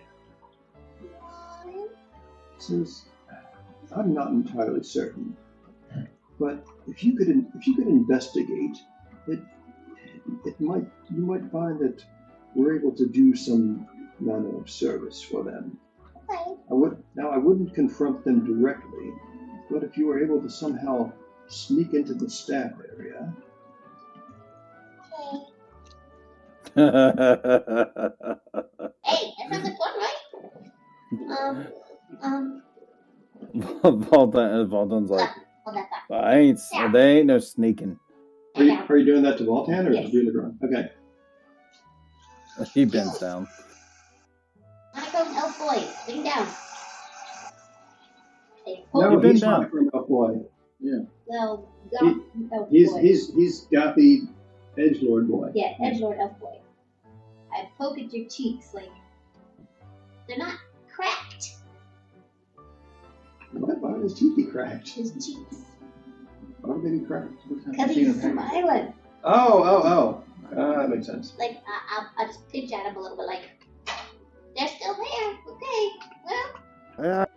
Stop it. I enjoyed the flight. It was fun. Also, got to save somebody. Yeah, well, so I just wanted to make sure your face wasn't about to crack or something, because, anyway. I'm having fun. Back to Mr. Kitty Fluff. Maybe we should tell the others. Yeah, well. Because you and I aren't good for sneaking. Yeah, maybe. So, is it because of the Kenku lady we heard about? Oh, Kenku lady. There's a Kenku lady that stole somebody's voice. The mindy guy. So that's what happened to Candlefoot, is it? That's what I heard. That's interesting indeed. That would make sense. Palasha was very upset when he lost his voice. He got down on one knee to propose to her, and then suddenly no words came out of his mouth. And he wasn't actually trying to mind at that point, too, being sincere. It was kind of heartbreaking, actually. She was very upset and swam away. Well, I just heard they might be causing trouble. Kenku. Yes, there's many scents here, but I do smell a large feathered fiend. I think you might be onto something, actually. Just something I overheard in the pixie place. Pardon? Just something I overheard when we were in the pixie place. Ah, yes. Honeymint and friends do love to gossip, don't they? They can certainly catch news that comes on the wing, I suppose. Well, I need to get back to the lost property booth, but I wish you good luck. And if you're able to discreetly get into the staff area, there are a few ways you might get in there. I wouldn't try going directly through the wall of thorns. That's painful enough to set off an alarm. But if you're able to follow a staff member, or perhaps if you're adept at piloting one of those bubble pot bubbles, or a dragonfly, you might be able to figure out something clever. You notice him rubbing his chin with one of his many legs. Well, I went to the bubble. I went up in the bubble, but the other gobby lady didn't like me too much. I don't know why. Oh, she's probably jealous of your good looks. And Why what? he with one of his paws, he reaches out and touses your hair a bit. He says, "Don't mind her, but She put so much sugar in my tea. I was like, we'll explain a thing or two." Yes. He says, "Anyway, you and your friends seem like the resourceful type. I'll leave you be, and I have to get back to my job in case there's any more lost chickens." in case I see you're chilling, what's their name? Their name is Star. Stop. Yes. And your name is Dear Legrand. Dear Legrand. Very good. Yes, close enough. Pickle. Valtan. Faline. Yeah, call him Pickle because he's small, green, and sour. That's cute. He just sort of pokes you in the cheek. He says, "All right, Pickle, Valtan, and Faline.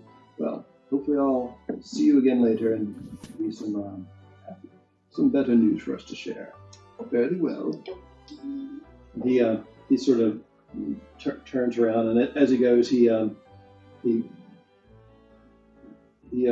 flicks you with his tail and runs it like right under your nose, making you sneeze. What did he say about Mr. Light? A little distressed. On edge. Yeah, they seem like they're on edge for some reason. We should find our friends. All right, so I guess we're back to Zalric then. So you're wanting to go and try and round up the group, right? I mean, that's what What time Cowboy was it? said. In game? So in game, it's about 10:30, 11 o'clock at night. So within about an hour of the big top show. I'm getting closer. I should have asked him. We could see my photo. So, if you want, go ahead and give me the three of you, or well, I'll roll for Feline, but Valtan and Pickle, if you guys want to roll for, I guess you can do either perception or investigation, whichever you feel confident at. So you guys can either roll separately, or one of you can give the other advantage as you Mine are try to find the others. both a -1. What are yours? Investigation. You said investigation Or It's a- perception? or perception? Investigation's a +2 for me. Okay. You roll with advantage, because you can't get very far with me. All right, I'm gonna try to investigate. Okay. Oh, not that one.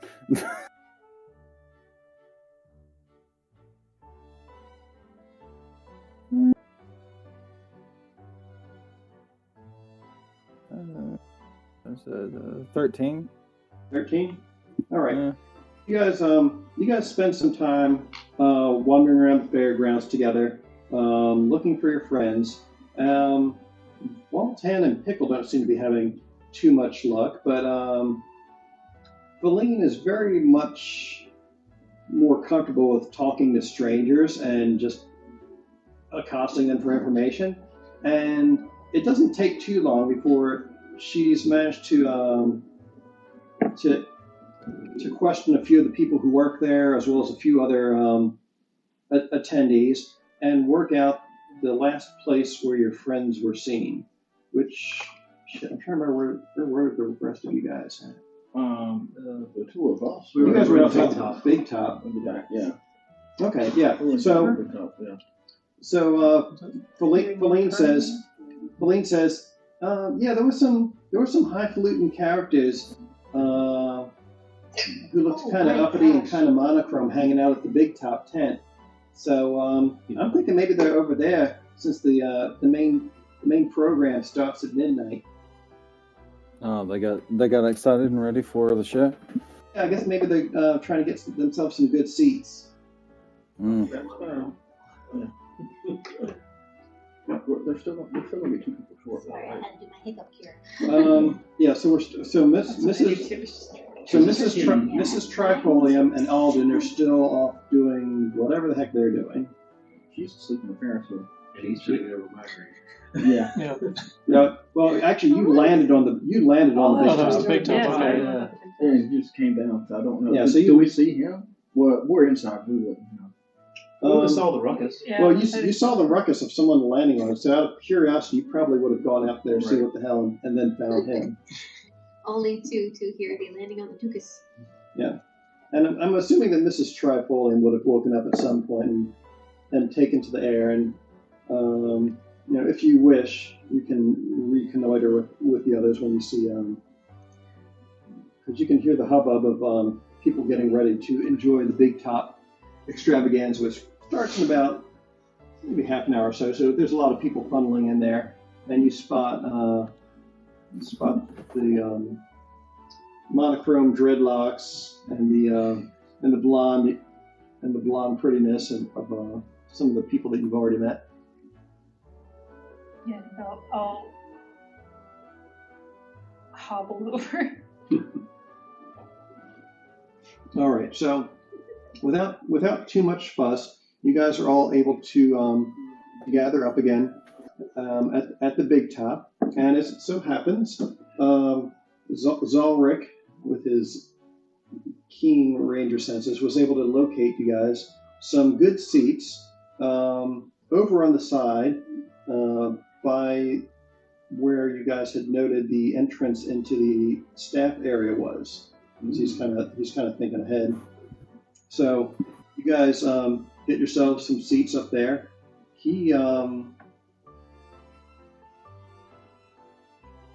Zalric, where exactly in those seats would you want to put yourself? Would you want to be down near the ground level, or would you want to be up near the top where you could maybe slip off the bleachers and drop down from behind? What were you? I would figure, yeah, because everybody's going to be focused forward and looking at the attractions, so we can sneak behind them more easily than we could out in front of them. Okay. Yeah. So, let's see. Big top, huh?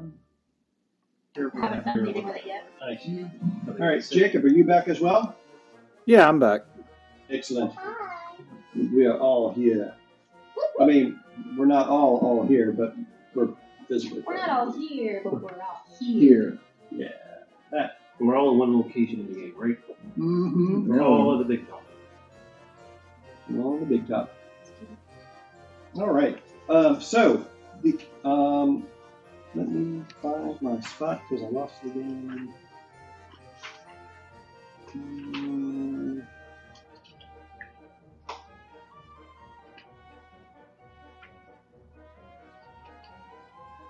All right. As you guys are all in the big top, the lights dim and a hush falls over the crowd. A second later, a spotlight illuminates a lithe elven figure standing in a silver hoop suspended above the center ring by silk ropes. The elf wears a dazzling suit of diamond-paned mirrors and a pair of butterfly wings. His scepter is topped with a spinning vane. Welcome, one and all, to this evening's extravaganza. I am Mr. Light, and prepare to be delighted.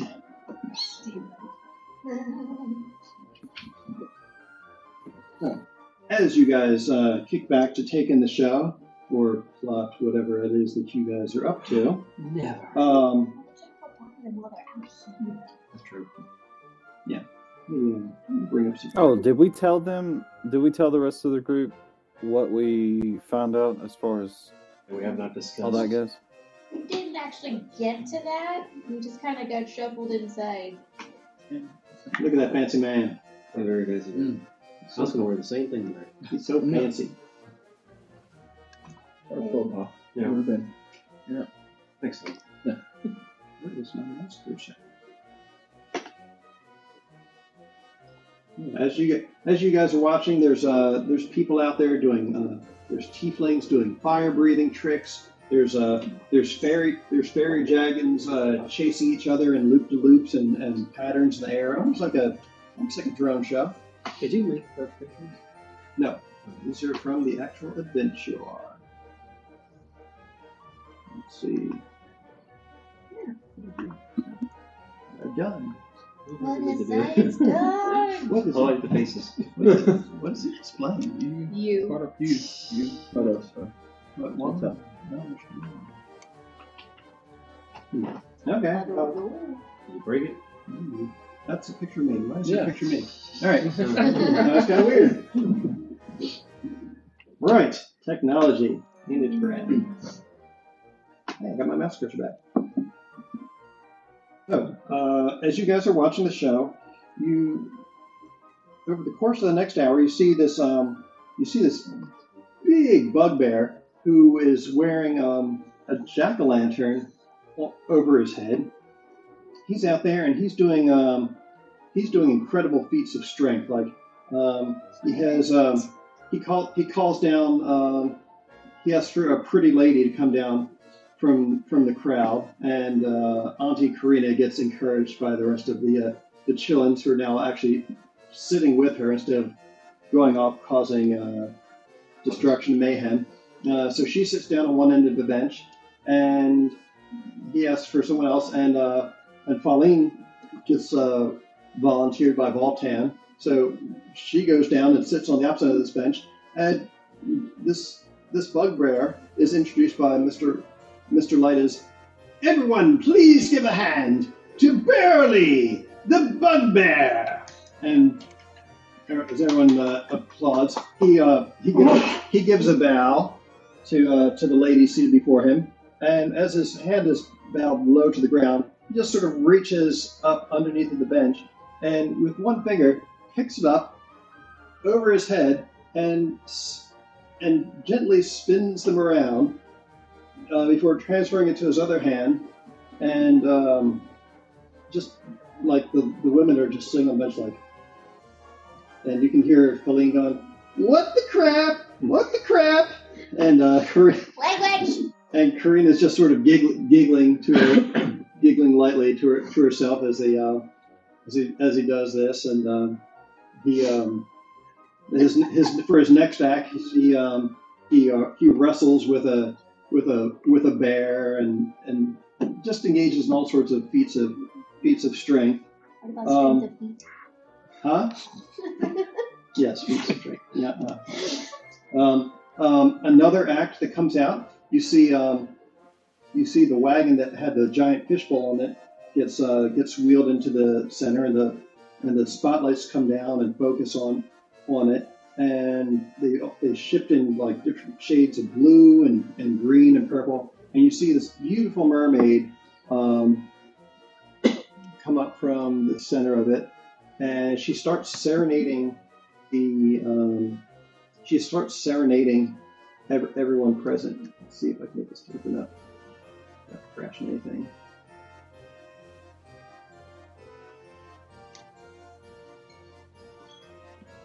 So she's a very fancy looking mermaid. Yeah.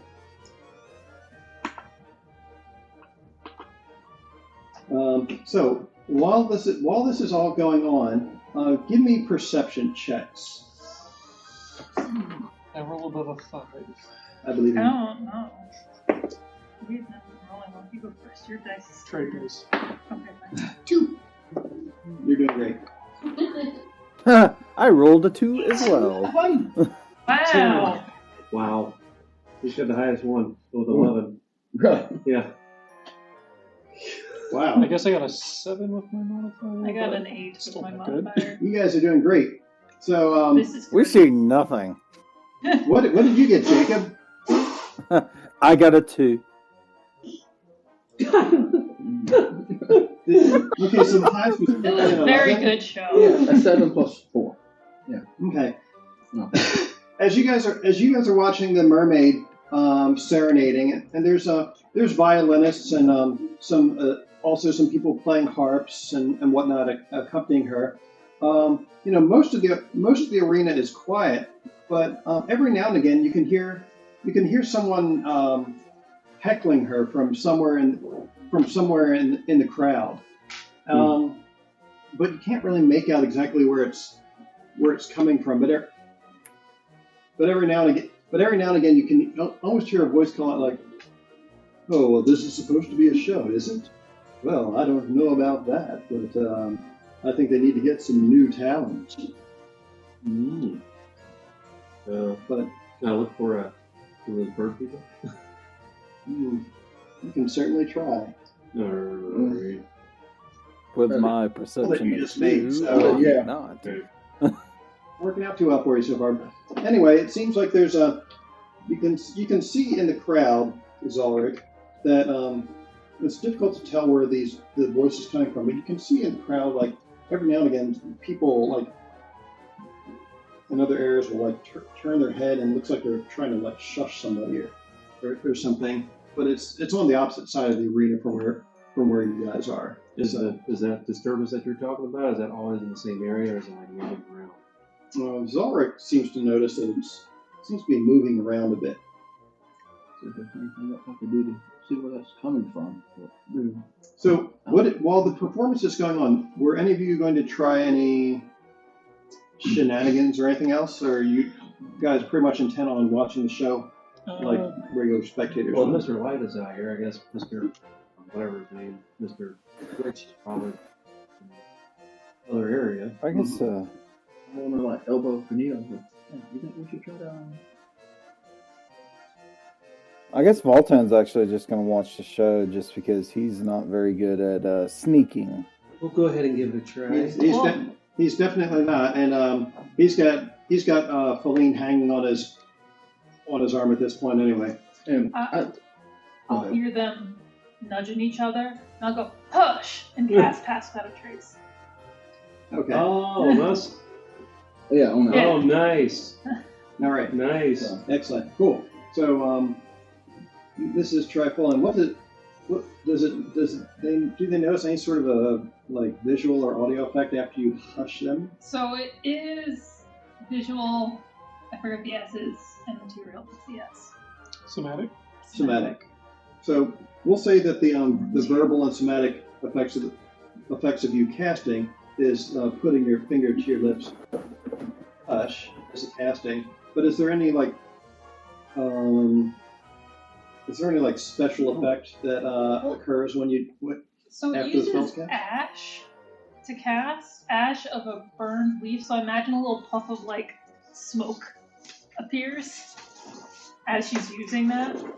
All right. I cast Pass Without a I was Trace. thinking, for me coming out for this after dinner party and stuff, I wouldn't be wearing my heavy armor. I would be wearing You guys wouldn't be something wearing high, armor to this. Yeah. That'd be a bit over the top. Yeah. Yeah. I mean, you've got mage armor, so. Yeah, no, I'm in formal wear He probably. does have. Benito does have invisibility. So what was the So we perception don't check do that about? now. Yeah, we don't need to know. No. Yeah, it was- I mean, You were trying to figure out where the heckling was coming from. Excellent. Heckling. so did you guys like pass that information on, or As far Or pass on whatever. the heckling? Because I guess we The only one who got above Okay. 10 was Zalric. and that's 11. I still didn't get anything. Out of So it. Okay. all we know is there's somebody somewhere heckling in, but it's moving around, so it could be possibly more than the somebody. okay, Yeah, but we weren't enough to know where. Yeah. all right, I mean, if they didn't I'll want anybody I think everyone's still kind of just we're aware of it, but okay. oblivious to its location. In front of you guys, someone else turns around and says, "There says hush." So if somebody else wants to look for the heckler. I'd like to send Whiskers to just kind of like go through the crowd and look around. I mean, if you Okay. look Are you at going to zone out and look through Whisker's eyes with your bond, or? Yeah, let's do that. Okay. I mean, with that one little seat, that's what I do. Yeah, it was. Yeah. I'm going to follow you without saying anything though. Okay. Oh. Do you have pass without a trace too? Yeah. Okay. Oh, we're going somewhere now?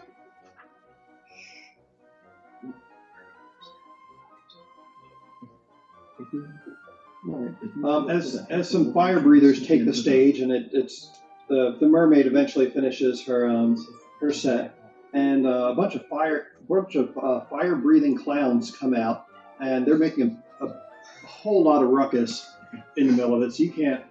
It's gotten very loud in here as they're like shooting out like gouts of flame up above the crowd, and like doing like some of them like join hands together and start like a 4-man cartwheel, like they're all on a wheel and they just start like rolling along and they're like shooting flames out to the sides. It's kind of crazy. Give me a perception check for your weasel. Okay, I'm gonna look up that. Yeah. Yep, forgot. Whiska is the weasel. Oh. Yeah. How is that? Well, this whole way here. What? Oh, yes. We gotta do. Yeah.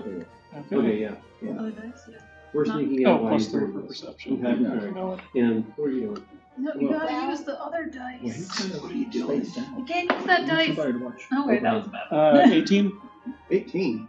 All right. So how exactly is Whiskers scouting around, and what are they looking for? So it's kind of like, I'm imagining like wooden like benches, kind of like. And they're open underneath, kind of like school bleachers. Yeah, so kind of just like slinking along underneath the benches, like kind of behind people's feet. Okay. So he's Yeah. he's slinking Yeah, around some popcorn. under there, and as you're looking through his little eyes, you said you got an 18. Yep. He you can tell that he does smell something that seems out of place. It smells like there's a bird under here somewhere. So I have. The weasel has keen hearing and smell, so Mhm. can I just like roll again for the advantage? Sure. Doesn't do me any good. That's fair. Well, so we'll say that the 18 was the smell. What did you get for the What did you get for the hearing then, or whatever, for the second roll? 14. Oh, 14. 14.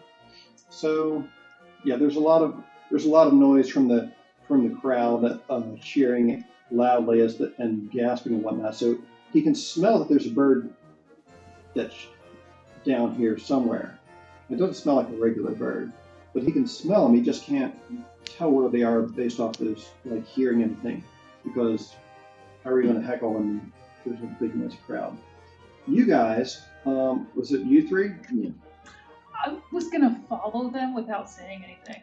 Okay. So Yeah. all of you, is it simply a plus 10, or do they roll stealth with It's- advantage? I think Um, it's plus 10, right? it's a Yeah. plus 10 All right. on So your checks, okay. So and it can't be tracked except for magic use. okay. So how are you guys getting down here? Are you like walking down the bleachers, or are you going to try and slip down from behind the tree at the very top? Because it has like the trestling off the back, so we're just gonna pop off the back and just kind of screw down Okay. out of everyone's sight. So I'll let you guys do to get down. Go ahead and give me an acrobatics check, but I'll allow you to add the plus 10 from the pass without trace to do this quietly. I was just gonna slip under the seat. Yeah, you can easily do it because you can fly. And I'm tiny. And you're 18. 18. Okay. Well, plus 10 Acrobatics. to it? Yeah. With So plus it's 10. 18 and another 3. Okay, so 18 and 21. Yeah, you guys have no problem whatsoever slipping down off the bleachers and landing. So right now you're standing below the bleachers, and the back wall of the tent is right behind you. And so the edge of the bleachers is here. There's a tent flap right to your side that leads out into the staff area right next to you. And is the guard kind of distracted by the ongoings too, or is there still that person there? There is still the goblin there with the sparkle on their hat, but they're watching the show and clapping along, quite. yeah. We don't Quite see any loudly. bird people down here, do we? Give me perception checks. 20. 20. I got 19. Give me a stealth 13. check too, by the way. Do we need to stealth Huh, as well? 25. All right. So Actually, that's Plus even 10, more. plus 10. 35. 25. No, I got a 15 plus 10. I got a 27. 27 days. They don't even know I'm So there. you guys are looking around down there trying to see if you can spot a bird person. You do see that there are a couple other people underneath the bleachers. You're not the only ones. At various points under here, you can see off to your right, somewhere up under there, you can see what it looks like. A couple of kids that look like they've must have snuck in here. They're just kind of peering out like through people's feet, looking at the show. And as you watch them, you see something uncanny. It almost looks like a skinny little girl with like kind of like wet, limp hair comes sneaking up behind them, and it looks like she's wearing a mask, like a pig's face, over her head. And from behind them, it looks like she reaches out and just like takes something. It almost looks like a wisp of black that she pulls out of them, and she looks like she tucks it into a pocket, and then she does the same thing to the other one, and then you just see her. She just seems to take a step or two back and just meld back into the darkness and disappear again. Can I do an Arcana check? That feels Arcana-y. Sure.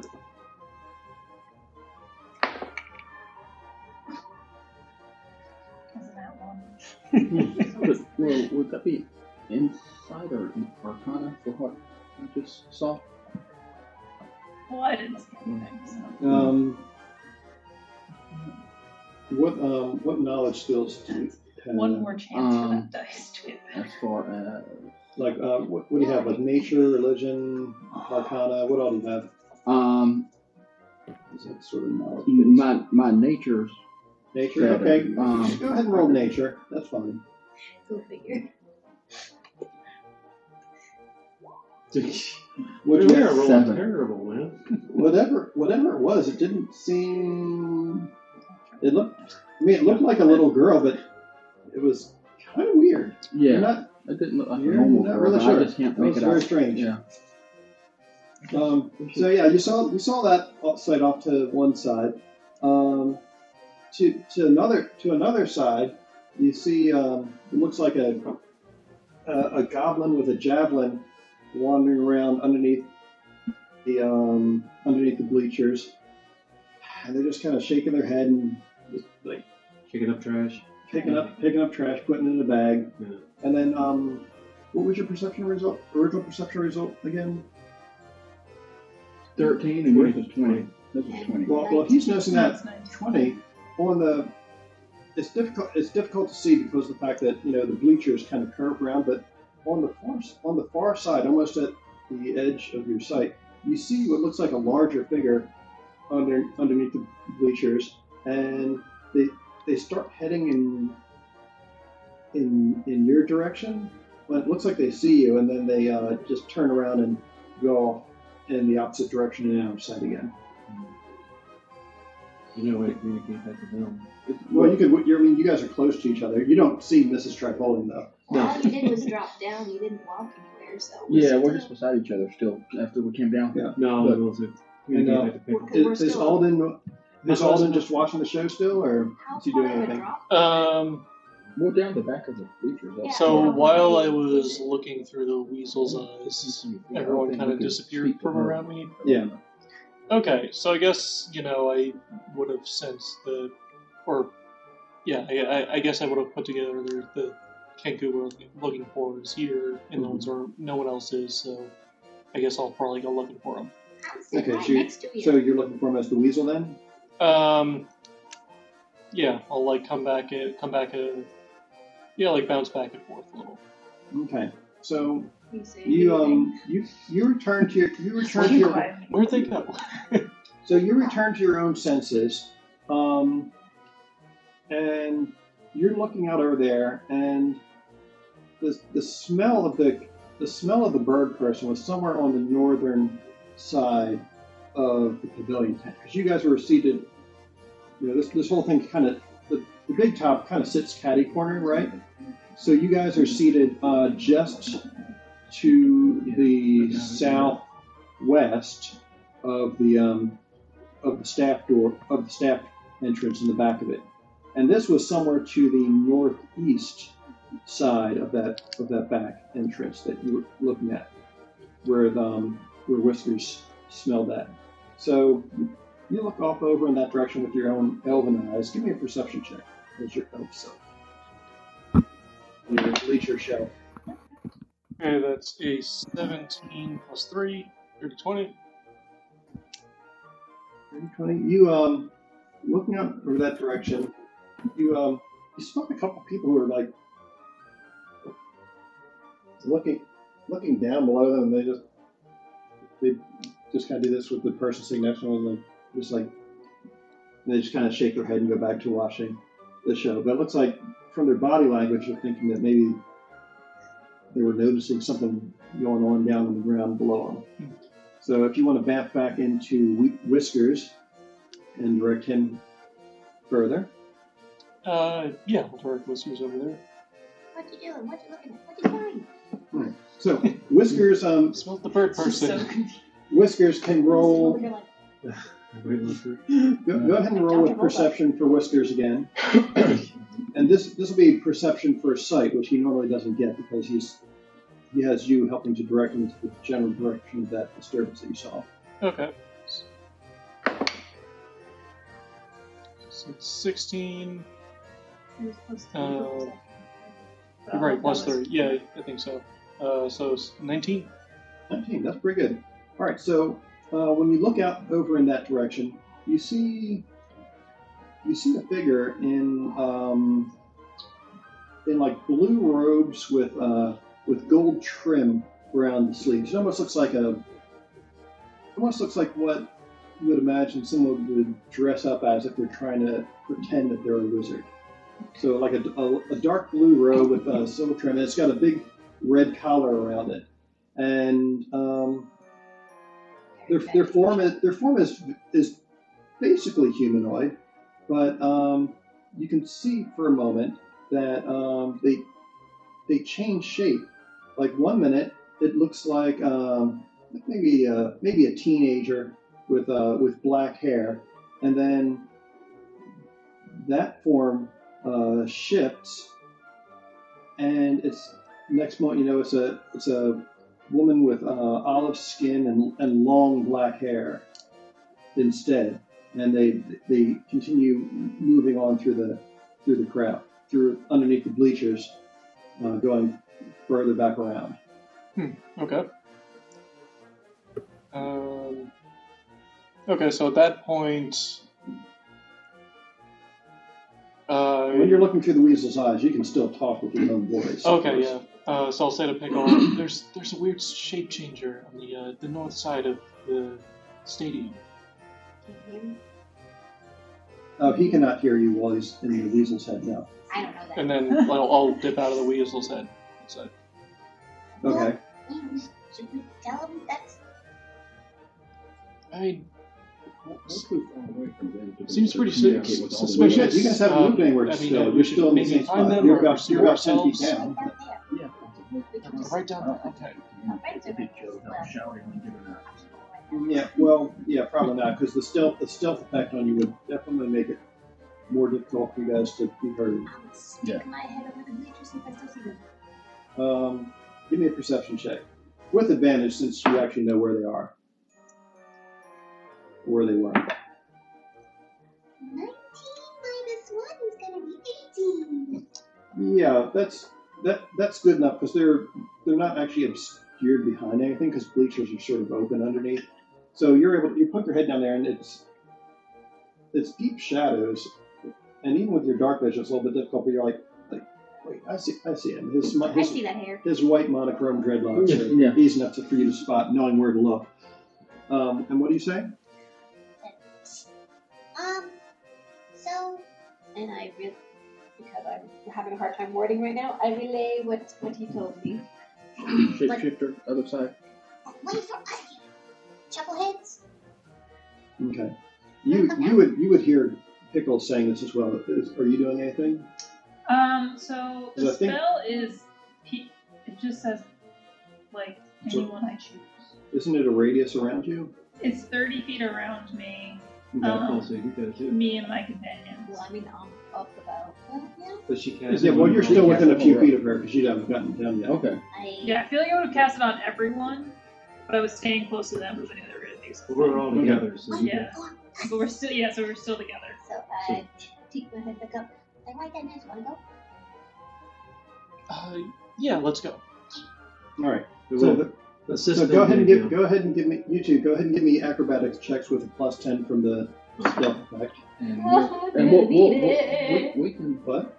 Oh, that's a natural one. we can assist, Two. right? So, I I mean, mean, if that's a we've already 15, done if it's with the +10. So, You have an technically, 11? 15. Two 15s. Okay. But I rolled a natural one. Well, a natural one is not necessarily an automatic failure on anything except for an attack Okay. roll or a saving Well, throw. can I catch her? If she's falling off the back, trying to stuff down, can I just catch her so she doesn't land So- with a smack? She mentions that they're coming down. You look up just in time to see a green thing falling right at your face, and you like reach up to catch her just as he comes down and finishes knocking you on your butt. He was next to me, not in the same spot. Okay, so he ends up landing next to you, and it surprised you a bit. You stagger back and knock into one of the support struts, but you manage to catch hold of her. And not give herself away, right? You don't think you've given yourselves away. Alright. Now would you make her stealth check? Yes, now would be a great time for you guys to make some stealth checks to recover from that. Alright. And this is Trifolium already made her incredible stealth check, so she's still good. So 26 with the +10. 24 with +10. 23 with +10. 30 with a +10. Nice. Is Voltan continuing to watch the show with Feline, or is he doing anything else? Oh, I would have asked you to come. I would assume since she's like, he's gonna play lookout. No, you gotta come with us. Well, I mean, but look then out. she's not going to know where we're at if everyone's gone when she comes back, right? Or Oh, does it she's still matter? out there? No? Who? Colleen's still out there? Yeah, Feline and Voltan are sitting next to each other. No, I meant Oh, she she's- came back. She's not She in came the back? audience anymore. Yeah, you guys are all around the booth. Well, I Yeah, the would, clowns are. if I had realized that he was... I thought that he was already down with them, otherwise I would have said to come with us. No, he is still up on the bleachers. But, okay, so you're keeping a lookout from where you were then, Voltan? Yeah. Okay. Hey, next to Feline, what are you doing? Yeah. Hell He's getting yeah. he's getting a little... He's on a date. Yeah. He is now. Hey, I Not mean... on a date. Not lost on a one date. right I'm now, just but trying to lost I'm not trying to mess it up for you guys because I get disadvantage on stealth checks and everything just because of my Who else am armor. I gonna be salty with? Alright, so change of plans. We're going after the bird. All right. So, Yeah, I guess. and so it was like 26 something. What did you get? 26, 24. 23. Okay. 27. 30. All right. Let me roll up some perception for this bird goblin here. Goblin. Yeah, the goblin completely doesn't notice you guys down here. One picking up the trash certainly doesn't. So if you guys want to try and move behind the goblin, come out on the other side, or if you want to try and slip out behind into the staff area. So Well, we might Either change one. our minds here. We're originally going to go to check out the staff area, but now we're thinking about the tinker. okay, so you guys are going to try and pursue the What are you going think to the do? What are you king going to is. do? Are we going? Well, if the Kinko is going through the bleachers, should. Mhm. Don't know if 2 hours should go one way and the other 3, or should we all Do we stay split up together? the party? I mean, you certainly could if you want. It's up to you. How big is the tent? I'm guessing it's bigger than 30 feet. It is much bigger than 30 feet. So if you want to continue enjoying the effect of the hush that was cast upon you, you do We have to stay close to each other. Okay. But yeah, it's not quite as big as a football field in here, Gotcha. but it's very spacious. Okay, so that's how trace we have to stick together. Okay, I didn't Within know if it 30 was- feet. Okay. Alright. I thought it was in 30 feet when it was cast, and then No. it just. No, it's Okay. Okay. It's like a bubble of noise suppression. Gotcha. I don't know. So, I feel like I might want to do it for the Kinko. I mean, I think that would earn us some favor. I think it'll earn some favor, yeah. Well, that's probably Yes. the problem there on Edge Battle. Right, and that might be what's All right, bugging them so- anyway. So, yeah, That sounds like a consensus. So Yeah. you guys start sneaking along underneath the bleachers. you make it past the goblin that's picking up the trash. They don't seem to be paying you any attention. They're just kind of going along, grumbling about getting put on trash detail. As you continue going along, you get almost to the other end near the entrance, and you see this. It looks like a woman with kind of like an olive complexion, wearing like a dark blue robe with gold trim on the sleeves and with a big red burgundy collar, long black hair, and it looks like they're fiddling with something that is making a spark, and they're holding like some sort of canister in their other hand. It looks similar to the fireworks that you guys were given from Melon's handful. Are we going to try to capture this? They didn't better try to capture it. You've got about 10 seconds to make up your mind. Stop them. We're going to... 9. Or I guess we're going to try to tackle them. I'm going to hit him with 6. bow. All right. I'm going to... You guys don't have weapons on you. You can to a fucking festival. Oh, that's right. Oh, that's Tackle right. him. Tackle him. Yeah, I'm going to just tackle All right, go him. for it. Make an athletics check. I'm going to use my portend on your roll. Okay. 12. Yeah, I'm going to use the 5. All right, that's great. So this individual fails their perception check to notice a green terror running at their Okay. So you guys can roll. You can either roll your athletics with advantage, or you guys can each roll separately as you try to get them high and get them low. Plus Okay. 6 over here. Go ahead. Advantage. I won't take Wait, roll it again? Yeah. This is a general. This is Like a one more time or 2 more times? One more time. Hey, that would be a 24. That is very good. Because I rolled an 18. That's extremely good. So, from out of nowhere, the Kenku, or the woman, is trying to light this firework, and it's like, and it just starts to light, when suddenly, wham! She's like tackled from behind and lands on the dirt, and the firework goes rolling across the floor. And you can see the wick starting to burn down. Yeah, after that. Give me a dexterity, a reflex, or dexterity saving throw to see if you can. Reflex is Pathfinder. You know what I mean. Okay, Is who it- else? Okay, go Joshua. We'll see that he fails and go after Do it. you have Mage Hand by any chance? Yes, I do have Mage Hand. All right, if you would like to use your Mage Hand real quick. Mage Hand to pinch it. All right, Does it work? Can you pinch it? Make Yeah. it work that way? Yeah. Whatever. give me Pull it out. a dexterity check, All right. or you can use your Arcana, whichever is better for this. So it'll be the dexterity. So that's a 13. What your dexterity modifier? Your saving throw. My Your saving dexterity throw? saving throw. Plus 3. Yeah, plus 3. What's your Arcana modifier though? Oh, I don't know. Arcana It's plus between the 10 and the 12. 0. Is it? You think I should Oh, roll is it again? cocked? Yes. Yeah, it's go cocked. ahead and reroll it. Should be 12 plus 3 is 15. All right, you reach out with your Mage Hand, and you manage to break off the end of the wick that's burning, and it burns up in your hand, and the rest of it is no longer on fire because you snap. But you basically pulled the wick out of the firework so that it can't go off. So your Mage Hand is now holding a burning wick that's not attached to anything. It just fizzles out on its own. And underneath you, you hear the person that you've tackled underneath saying, "Well, this is most undignified. Unhand me at once, you ruffians." No. And the voice does not at all sound like it belongs to a woman. That's for sure. Thin. It says, this is intolerable. What's the meaning of this?" You're causing problems, and you're about to set up a firework underneath the bleachers. Who does that? Grapple. Probably is. Grapple. All right. Yes. The two of you guys, with those results you had, have successfully managed to subdue this individual. And Bind him, make sure he.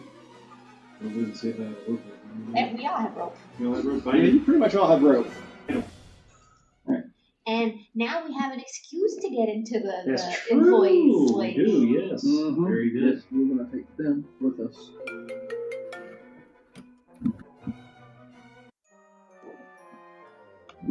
Yeah. You. It doesn't take long, but you end up binding up this this individual, and as you do so, They- spell magic. they end up dropping their disguise of their own accord. And let me see if I can open up the picture here. Well, with the Kinko. It's the It Kinko. is. Yes. All right. We call it. I actually like Cancun. Kinkoos. Keep on King. I haven't got it right yet, I don't think. Cancun. It says, It's FedEx. and Okay. they say, I don't suppose I could encourage you all to talk this out like reasonable folks. Oh, we're No. gonna go talk it out in the tents with the staff. Yep. Maybe we should find this beak before we go, just in case he has some special ability there. Well, you can. I suppose we can certainly try to talk to Mr. Witch and Mr. Knight, but they don't seem to want to have anything to do with me when I try to talk to them. So, sure, why not? And as the as you guys are talking with them, you can hear from out in the middle of the arena, Mr. Light saying, "Well, folks, we're almost at the end of the show. Is there anyone here who would like to put on a performance of their own and, not quite an audition, but just try to see if you can wow your fellow festival goers with tricks of your own?" I can make a wild Cancun here. Oh, we just take him out there? Can we Yeah. just take them out and give them to Mr. Light? Oh. We could certainly try. Well, Well. Or no, we don't want to give ourselves away. No. No. So as you guys are, as he asks that, you hear some you hear him say like, now who are you, little lady? And Yes. and the girl says, my name is Alice, and I've got some tricks I can show you. He says, well, go on and show us what you've got, little Alice. And when you yell out like that, you notice from over in the distance, the goblin who's busy picking up trash looks at you and he cocks his head and he says, and he goes trotting over there and he's like, and you can hear out there like some clapping and whatnot as Alice is doing whatever the hell she's doing, and Voltan from where you are, you can see it looks like she's doing an acrobatics routine where she's she gets a running start and like leaps up into the air and does handsprings and twists around, and Burley is still out there, so she actually like scampers up his back and like does a one hand handstand on top of his head before leaping off and catching hold of like a low-hanging trapeze, which she ends up getting onto and swing around. So she's monkeying all over the place up there, just doing her little bard thing. He goes, Not any fear because look at her go! Good lord! No wonder she was able to save us. this is inspiration for free. it gives you a die roll that you can add to check. Like a +4, right? So What's a D? No, it's your inspiration that you gave me from a long time ago. Remember way back when we were when he turned what's his face in and got him to. I mean, usually that sort of thing only lasts for That's the that session. shit. Alright. That's So a I bit do of, not have inspiration. okay, yeah, that's a bit of a stretch. Alright. Use it or lose I've been it. holding on to this. Wait, Use it or lose it. Those are rules. All right, so the trash collector goblin comes up and says, "I don't know what's going on out there, but what's going on over here?" They caught. We got Oh, this guy trying to set off a firework to disrupt the crowd and They've been myself. stealing people's voices. He's been causing all kinds of trouble the here. Kiko that's been, or yeah, whatever it is called, that's been stealing, Kinku that's been stealing voices. And Wait a second. And he points the javelin at the kangaroo, and they're like, "Oh, hold on now. Let's be reasonable here." Is that like the mine guy's voice? He says, "Why do you sound like Camelfoot?" He took his voice. This She took his voice. says, "Well, how do we get Camelfoot's voice back?" Yeah. He says, "Well, if we can all talk about this like calm and civilized people, I'll tell you how." Only if you promise not to take anybody else's voice. We're also looking for the cub. All right. It says, I'll talk. It says, in my sleeve you'll find a little doll made out of straw and corn husk. It says, take that out and untie this stem around its neck. Do I believe them? Well, yeah. I think we might want to. Who's got good insight? Because Plus the stem around the neck is I what. mean, you guys can also roll Arcana if you want to see if you can discern I anything. want to take him to where Mr. Witchlight is, and also ask him about where the cub is, see if they can the cub. Who's got good insight? We're good. No. Insight or Arcana. Arcana. 8. Arcana or And which was that? insight? Oh, it's Insight. You think they're actually playing it straight at the moment. You don't. They're definitely nervous, but they seem to recognize when they're in a spot where they might be screwed. So I believe the crow folk is telling the truth. Take the doll out. all right. So I believe you. you pull the doll out, and sure enough, it's a little corn husk doll with a thorny stem that's been tied around its neck, and it looks like it's kind of been painted a little bit too, and it's all in monochrome, like it's all in black and white. But you recall that from that mime that was at the entrance to the Hall of Illusions, they were also dressed that way. They were also dressed in monochrome. Of what she found out and what he's saying, I'll trust him and take the All right. band off the neck. When you do that, there's it sparkles with a shade of purple that looks like a familiar shade of purple to you, Benito. You've seen it before. Is it the same shade purple that Sabilna? Yeah, it's that same color. It's that same shade of purple that you witnessed from Magic Roslov spells, and that you also saw in your vision that you had, like the same color as her silken robes that she was wearing. Okay. Going to ask, are you a warlock of Sabilna? And now, speaking in her own voice again, she says, "Well, yes, I am. How did you know?" Lucky guess.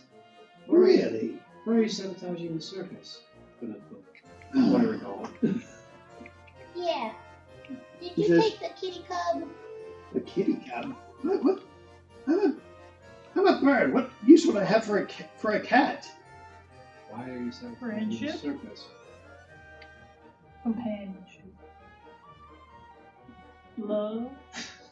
You have a very active imagination, old lady. I think Bird just pounces up at that point. Hey, bird. More importantly, why are you trying to sabotage this service? I'm trying to get Mr. Witch and Mr. Light's attention. Something is amiss with Zabilna. I can't sense her anymore. That's Yes. right. And We're that's here. what we're trying to figure out, but you're not going to get it this way. Why didn't you just ask? I tried. They give me the cold shoulder and won't. They refuse to talk about anything. I don't know if they're under some sort of a compulsion or what, but. And at this point, you hear up above you people like slamming their foot on the bleachers, and a person or two like shouts down from above, "Hey, pipe down there!" Yep, we're going. Well, she says, I want to question the carnival owners about Prismere. I know they know more than they're letting on. Well, that's We're walking why we're around. actually here as well, and that's what we're about to go do. Really? Wait a second. Are you a fellow warlock of Zabilla? Why did you know that? Ask that. Because. Give me no, it's not a deception. Give me a persuasion check. Alright. I assume we're walking and talking. Yeah. Yeah, you guys have little difficulty picking her up and holding her with her. Yeah, 10. All right. Beaver blades. She says, all right, likely story, but I would rather imagine that unless someone had told you that, there's no way you could know unless you were a fellow adherent. I am in her service.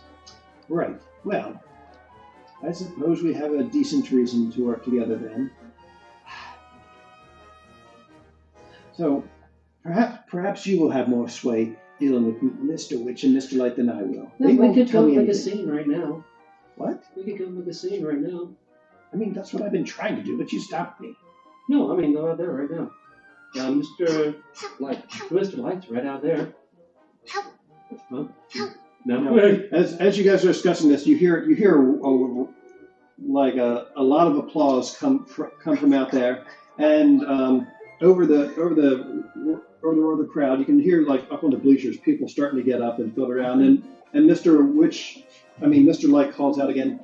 Now, do be certain to stick around, folks. Then our next major event will be shortly before dawn, where we crown the Witchlight Carnival's Witchlight Monarch to whomever it is that has brought the most joy to our festive evening. And while he's saying that, we You can go we need to go to the staff area now before anyone else's attention gets off of the crowd.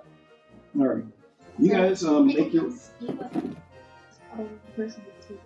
Yes. All right, Yes. I return the gesture and seem like I've never really done it much before. Found a nice weasel you have. Oh, thank you. Wow. Are you going to pet his weasel? I'm completely oblivious to the joke. You did good. You did good. All right. You guys make your way back underneath the bleachers, and the little goblin is hopping along with you. He says, "Well, I suppose we should probably make the acquaintance after all this. Come with me. I'll introduce you." Thank you. So you need us strong peoples to hold them, otherwise make it away. Oh, I you don't look think at a he's trying to carry. get away right now. Right. So, you guys hustle back there, and just as you get to the staff entrance, you see Burley and Mr. Light walking up, and you still have the pass without trace in effect, so they don't spot you right away. But they walk up, and Mr. Burley sweeps aside the curtains in the back there, and immediately behind the curtains, you see what looks like a big, thick wall of thorns right behind the tent. And Jacob, are you intending to join them? Everyone's leaving the bleachers. Yeah. As we were going down, I would tell Feline to go back out, and I'm actually going to go and trail a little bit behind the Burley and the oh gosh, what's his Light. name? Mr. Light. Yeah, Mr. Light. As they're going through, and I'm trying to be behind them. If they open the flap and go through, Let's see. I'm just trying to go kind of behind them. Okay. You give me another round of stealth checks for everyone. You said I'm close to? Yep. Dirty 30s. Wow. 34. 28. 21.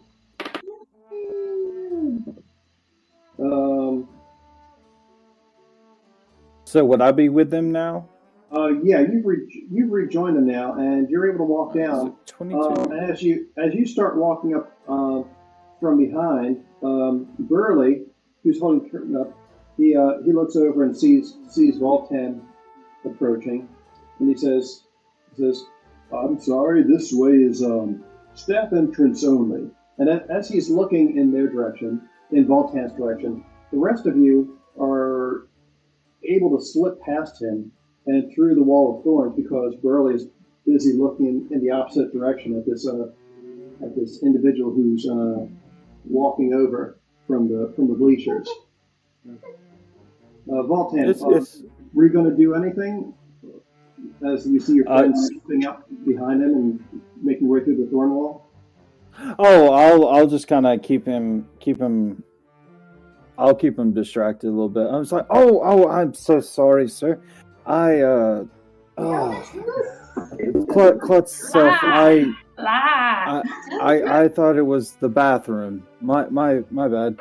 I had too much tea to drink. I know how you feel. And he says, what you want to do is head out in the opposite direction, and you're going to make a right outside there. Go around the right edge of the tent, and you should see a row of 5 stalls there facing the lane. Just make certain that the little lock on the door shows green instead of red. Okay. If you're occupied or not. And he just goes into detail explaining like how to access the latrines and whatnot.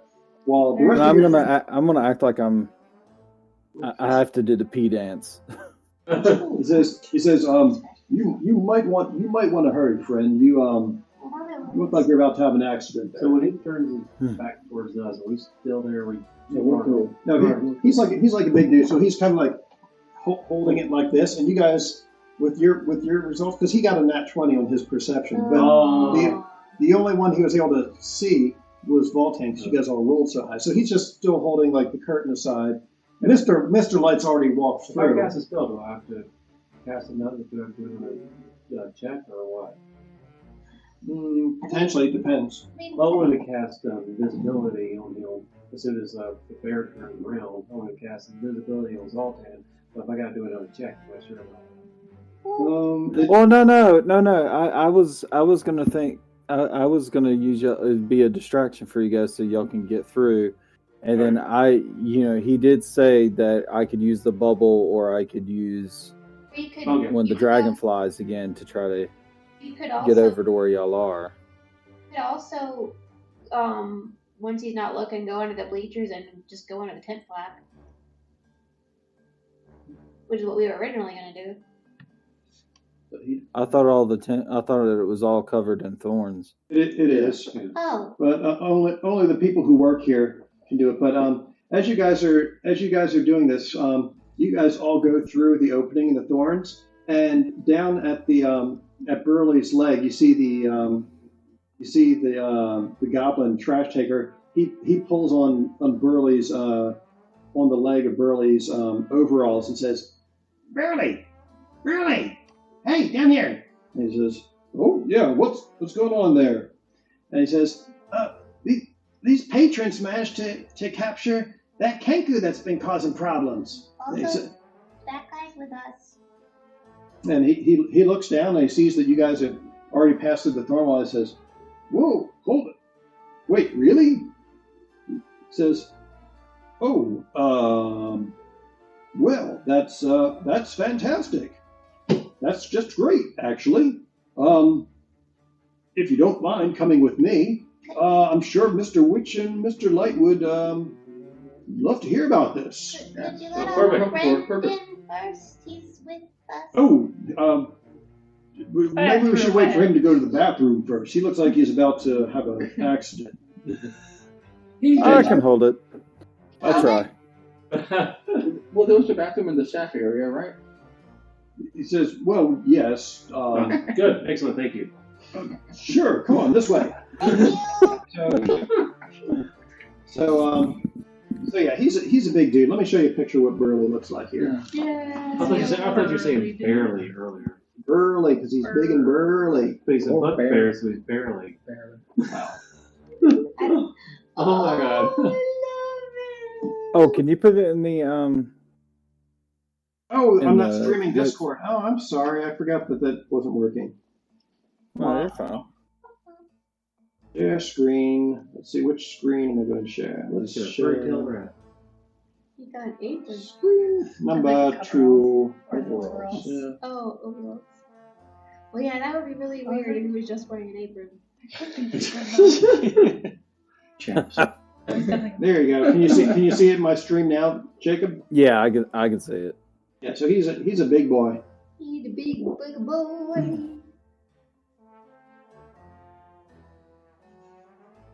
Reminds me of mice and men. Mm-hmm. I shall love him and pick him. His name is not Lenny.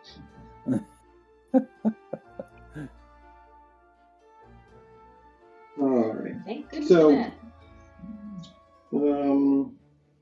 Yeah. So he leads you into the staff area. You can see that there's a tangled wall of thorns that surrounds a cluster of wagons that are lit by lanterns. The caravan's barely visible through the thicket, but as you pass through the hole that's left in the wall as they command it open, you can see more clearly that back here you can see that Palash's fish tank cart has been returned to this area. You can also see one cart that's a lot more colorful than all the others. So he leads you through the circle of wagons, and leaning against one particularly ostentatious wagon is an aging clown with a painted grin. He's puffing on a bubble pipe, and he glares at you as the bugbear, who ignores him, opens the wagon's door and ushers you inside. So let me show you what they look like. And he's winning.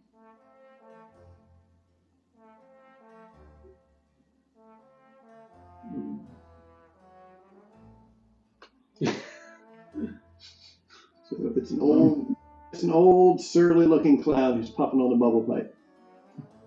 He looks so happy. Mhm. He does not look amused to see you guys back here, nor to see the bugbear. Oh no, what did I just do? I closed my notes again.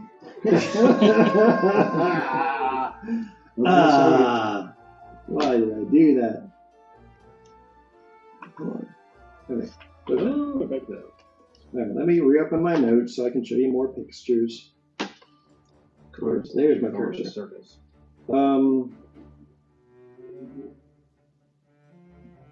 Let's see here. Let me open up my picture gallery another way. And this reopens Witchlight. Artwork. Carnival. Area.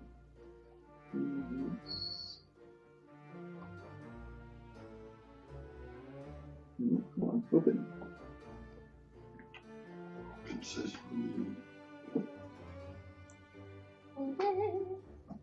all right, so the cart no, go back. We saw him. There he is. There they are. Yes, there we go.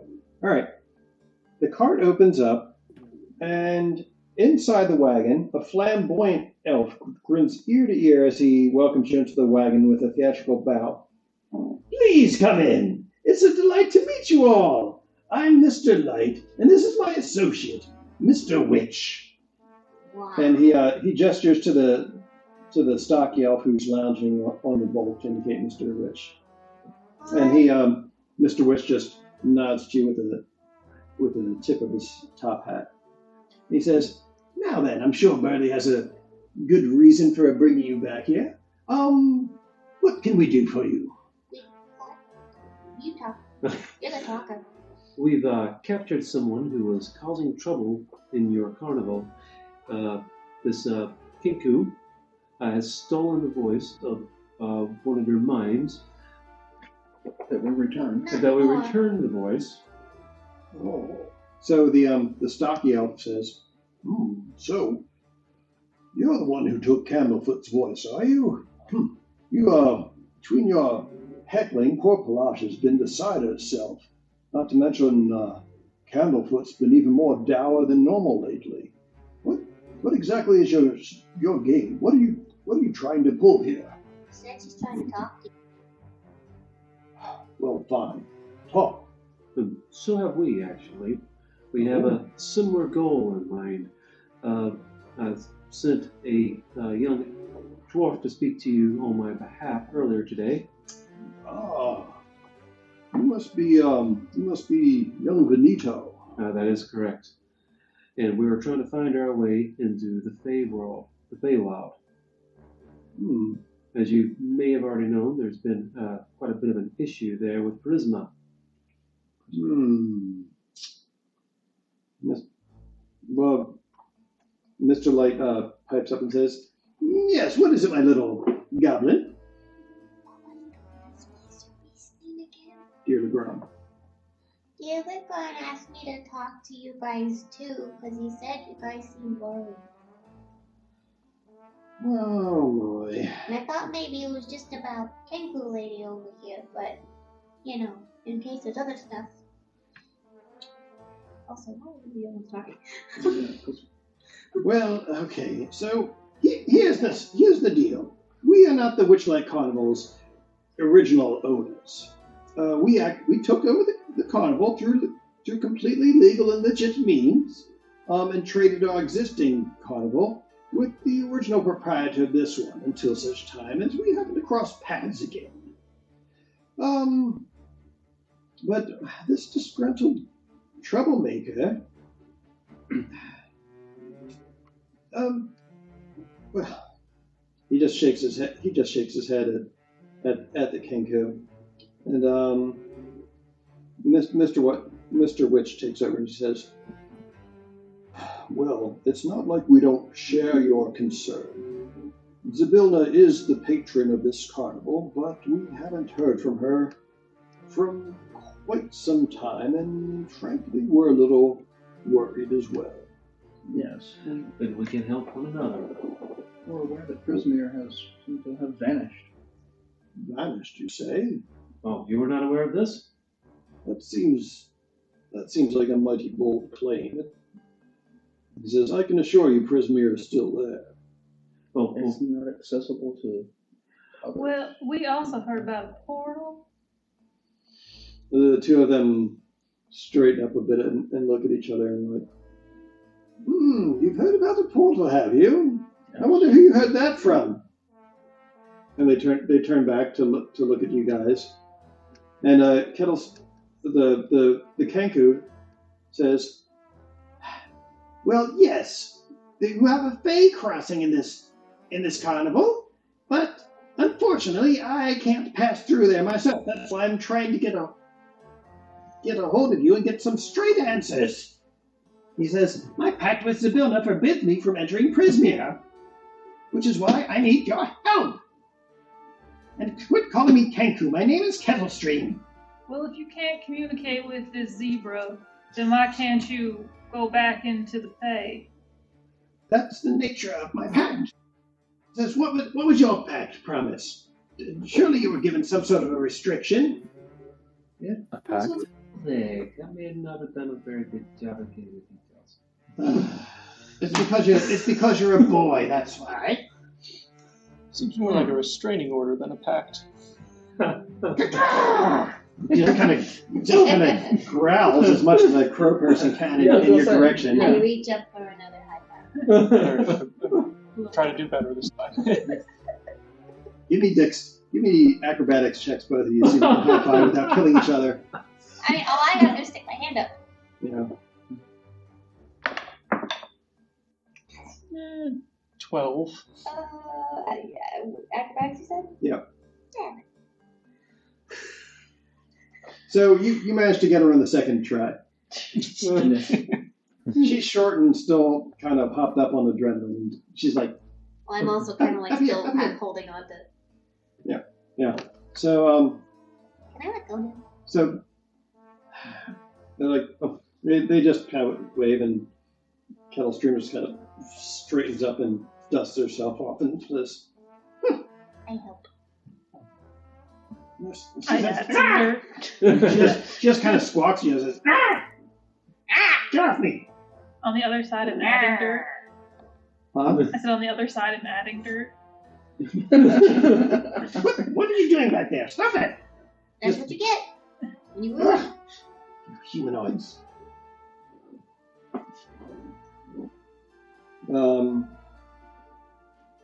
So as you're Just saying. let's see, as you guys are Well, anyway, can you get us into the Feywild? saying, we'll have to think that over. And can we get some more punches while we're here? He got 2 extra.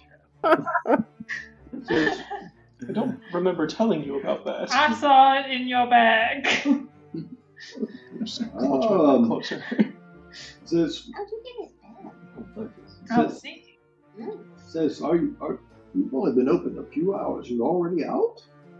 Well, no matter. And he says, Light, if you would please. And Light points to the weather vane that he's holding in his hand, which looks exactly like. God damn it. Which looks exactly like the thing in the southeast corner of the map. The bunny corn? No, it's southeast. Yeah. Your other southeast. This thing over here. And yeah, you guys did manage to max out the happiness meter at this place. Oh, Between good. restoring Candlefoot's voice, capturing Kettle Stream, the performance in the tent, finding the little boy before it could bring down the mood in the whole place. You guys managed to max out the mood in I the forgot festival. about that entirely. Yeah. Mm-hmm. So, I only did 2 punches, so I don't necessarily need. Hush now, child. no, Mr. Light says, well, I suppose it's the least we can do. You've all been rather helpful for visitors, especially considering some of your aristocratic station. So he waves the wand.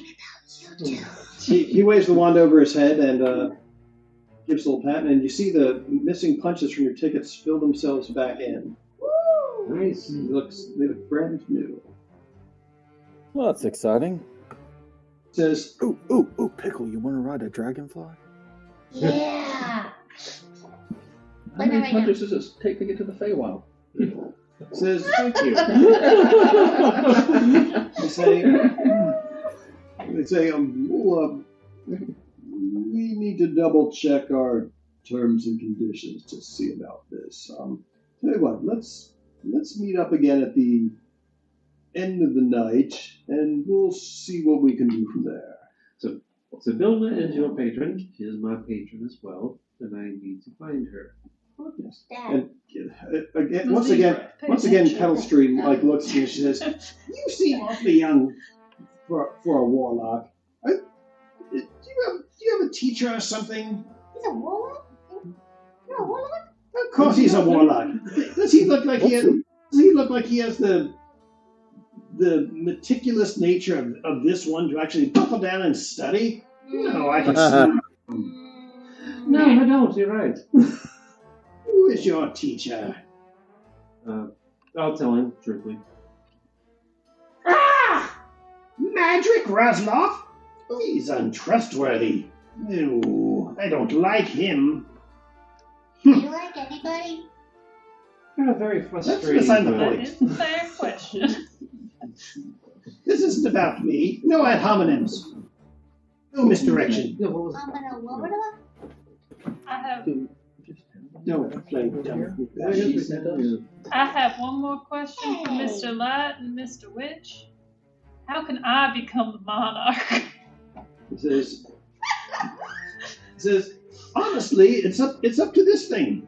The Witchlight vein determines who gets crowned monarch each evening. I can't steal that, can I mean, I don't think so. So vain. Who was the lady that sent us on our quest? The queen of the Feywild? No. Queen Ara Lancerella. We tell her we've been sent here specifically by Queen Lancerella. The two of them straighten up and look at each other, and she said that this is where we need to go, and we need to find out what's going on. You know who he's talking about? I don't know who he's talking about. This is old news to me. he said the two of them huddle together and talk and whatnot. Like they say, Tell you what. The portal can only be opened at a certain time of day.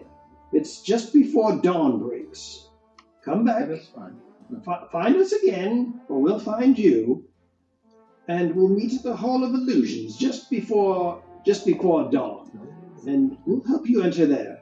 In the meantime, Mr. Witch takes out a very fancy-looking pocket watch and looks at it. In the meantime, we've got a carnival to run. Yeah. Understood. Can we go have some fun first before we go doing things? Because this is the first time we've seen Vulcan smile. Well, we've got a few hours still burned now until dawn, so yeah. so you guys between the questioning and everything else, you guys are back there talking with them for the better part of an hour. So you got about 3 hours before the show is up. And Burley says, well, what about Kettle Stream? And she got her feathers on the back of her neck kind of stand up a bit and say, well, we finally had a chance to talk, I suppose. You're not going to be causing any more problems now that you've gotten what you want, now that someone's going to go to Prismere and try to see what's up with Vilna. And she says, Like I should trust someone sent by Magic Roslov, but I can't go there myself, so I suppose it'll have to do. But I warn you, any funny business, and I'll be waiting for you when you return. So why don't you like Roswell? Yeah, he's my rival. Is he aware of this? Probably. I'm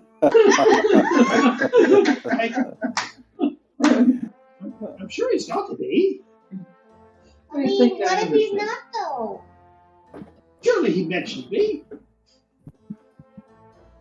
No, he wouldn't mention me just out of spite, I bet. Yes, certainly. There's no way you'd have heard of me because he's so spiteful. Oh, now that you mention it, oh yes, he's just so he's tore up with terror over you. deception check. Yeah. Right. Advantage. Oh, I have disadvantage. Oh, Yeah, never. disadvantage. Darn it. 20. That's a 14. And an And actual an 14. 14 and a real 14. Dangerous to lie to a warlock. Especially ones who share a patron. You should know that. Nice. I thought it'd make you feel better. Be nice. I thought his teacher was also a... You wound me, sir. All right, fine. I'm leaving. Good day, sir. And she turns to walk around and comes up to the wall of thorns and is like, hey. Exactly like that. All right, you get inspiration for that save. Very good. All right. Inspiration. Remember, we have to use it tonight. Okay. Since he didn't know that, can he still have his? What? Well, I was going to use it when it came out and we wanted to do anything else. But, Somebody comes out in auditions or whatever, I was going to use it then. but did you not know that you had? No, I was holding on to it. I was waiting for the perfect moment to use it. Oh, And I was like, this is it. This is my chance. this is my moment in The the being like, sun. no. We've been playing for a while. All right. Now. So, Mr. Witch just sort of, as he's looking at his pocket watch, he sort of does this and And Burley goes and he opens the door, and Killstream just struts out and then turns back around and says, Well, don't screw it up. I'm counting on you. If we need to find you and let you know how it turned out, how will we do that? Ask Sibylla after you find her. Very well. And tell her to write once in a while. She doesn't call, she doesn't write, she doesn't return my calls. So needy. It's unfortunate. I have one more question for Mr. Rich and Mr. Light. Yes, my dear? So, Mr. Witch, Mr. Burley, who are you kitty asking? boy, kitty club. Oh, Dear Legron? Yes. Okay. He lost his cub 2 years ago. Here. He says, so Mr. Witch answers with kind of heavy heart, says, there are forces at work on the other side that are entirely beyond our control. The wheel, and Mr. Light chimes in and says, the wheel of time turns ever on. What's lost is lost, what's gone is gone. But it's his baby. Is it possible the cub is on the other side? Mr. Watch says, that is most likely explanation, yes. I was a lost baby. Did we get the name? Yeah, we did get the name of the Where are you? storm. I guess Pickle will have to find the baby when we go over. In the meantime, let's go have fun. Who's you're looking for the babe? No, he's looking for the cub. Yeah, the babe with the power. What power? The power of voodoo. Who do? You do. Do what? Anyway, yeah, I was a lost baby, and I know how that feels. Even though, I mean, I got adopted by like the best dad in the world, but still, it Says, was a pretty baby.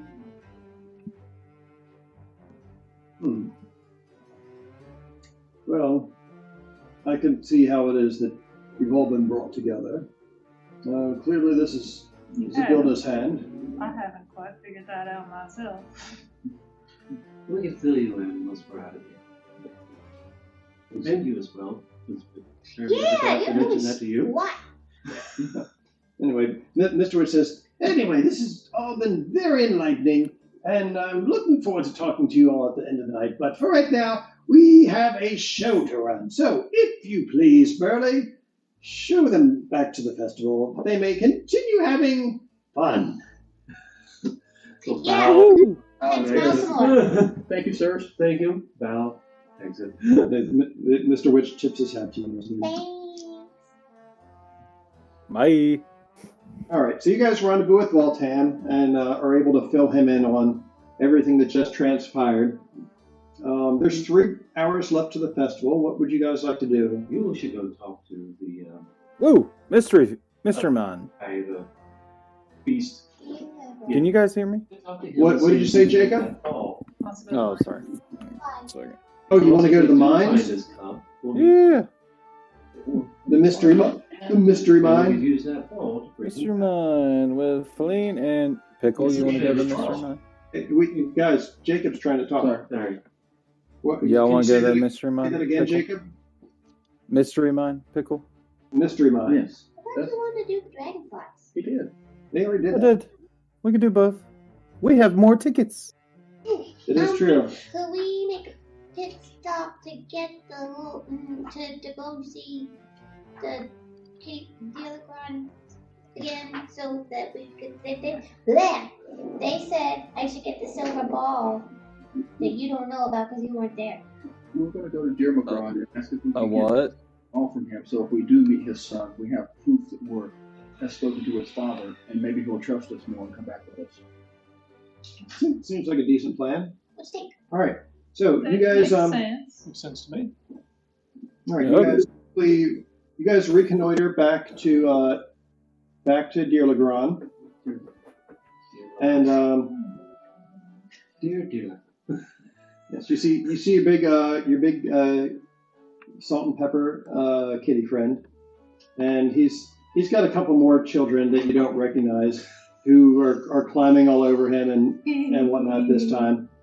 And upon seeing you, he so who did he see before you? I think it was Pickle. Mm-hmm. He says, I see you. I've made your way back here again, little Pickle. Yeah. What can I do for you? So, Did you have a chance to talk with Mr. Witch and Mr. Light? And my tall friends right here had a good idea. Oh, what's So- that? We're going to the Feywild, Mm-hmm. Mm-hmm. and they thought that if we take the ball with us and we find your baby, that they'll know that we're good, friends, That we've spoken with you. and so that we can get them to come back. He says, I knew that you were right on, old goblin. And he reaches down with one of his paws and scoops it up and holds it out to you. If you see Star, tell him his father loves him very much and hopes he comes home. I will. And Does he have any distinguishing marks on him that we may know? Indeed, he has a tuft of white fur over his left eye. And if we don't find him and we come back, I'll make sure to give you the ball back. I would appreciate that. But I hope we find him because nobody should do it out there. Oh. What? What are you looking at? It's all very sweet. What are you waiting to see with us all?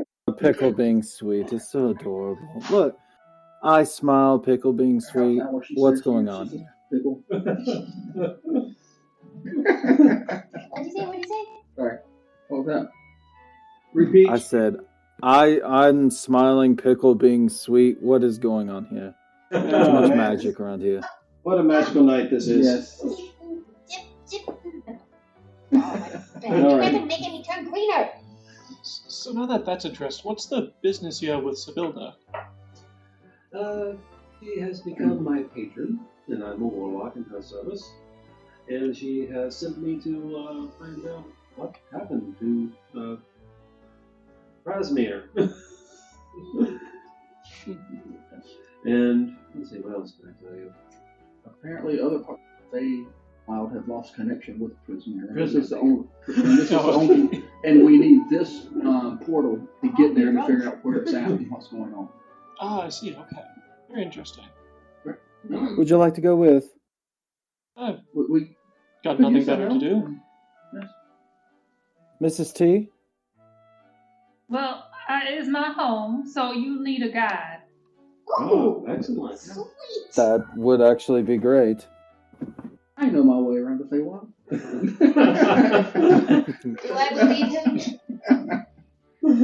Right, yes. Make an insight check opposed by his deception.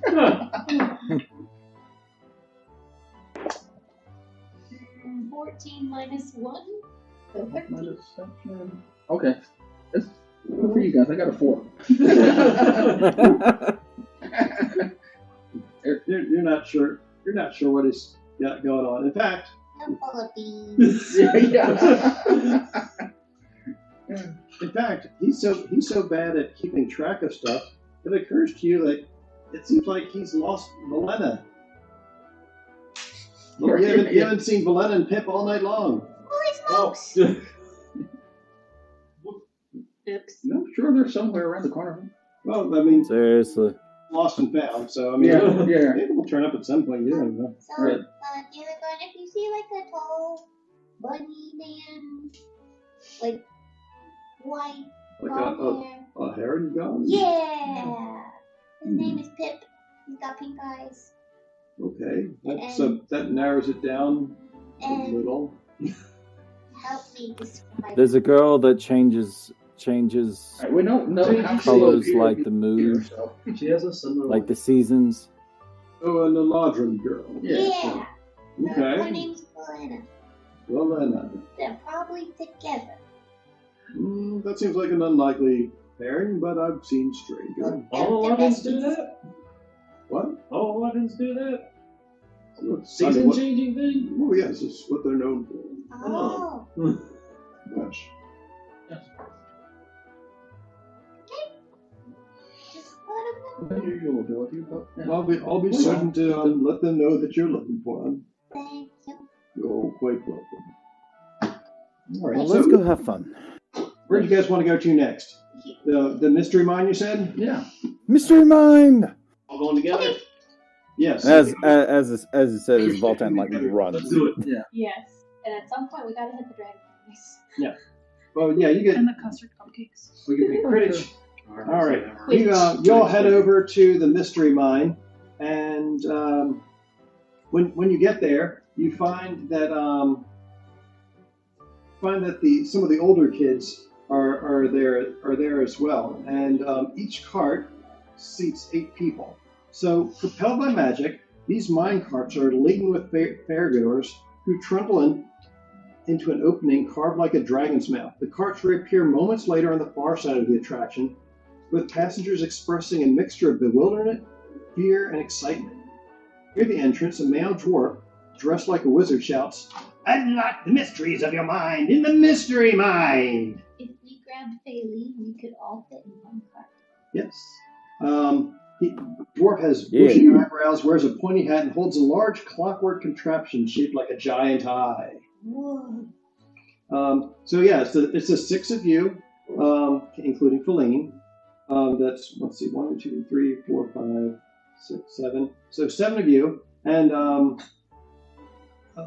Alice is trying to convince Alexis to go on this thing, but Alexis just points out, she says, they only seat 8 people, so go with them, sis. She's like, all right, we're going on another adventure. I mean, I'm small, so technically, and you're small. She says, "You heard her," and she just puts Alexis in a headlock, and she's like, "No, and you guys all managed to. The 3 small ones cram into the first row of the cart, and you guys just hold your tickets out and all get punched. I double check that it's okay that we all. He says, I like your enthusiasm. Great. All right, time to take off. Let's see.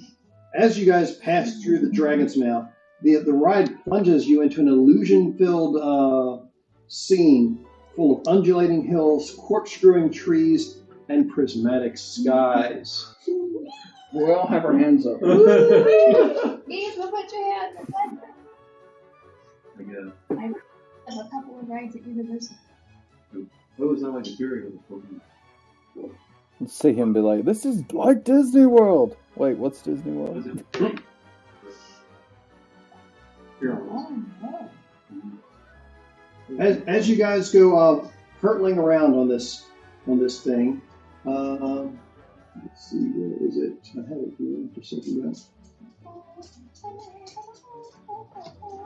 As you guys go hurtling around on this magical roller coaster ride, you start seeing all sorts of visions appear in the scenery around you, and it's constantly changing between day. When you're out in the open of these green fields, and then it'll pass into the shadow of like a tall mountain or a forest. And when it does, in wonder sights, you see scary shit appear at you. Like It's like the Wonka boat.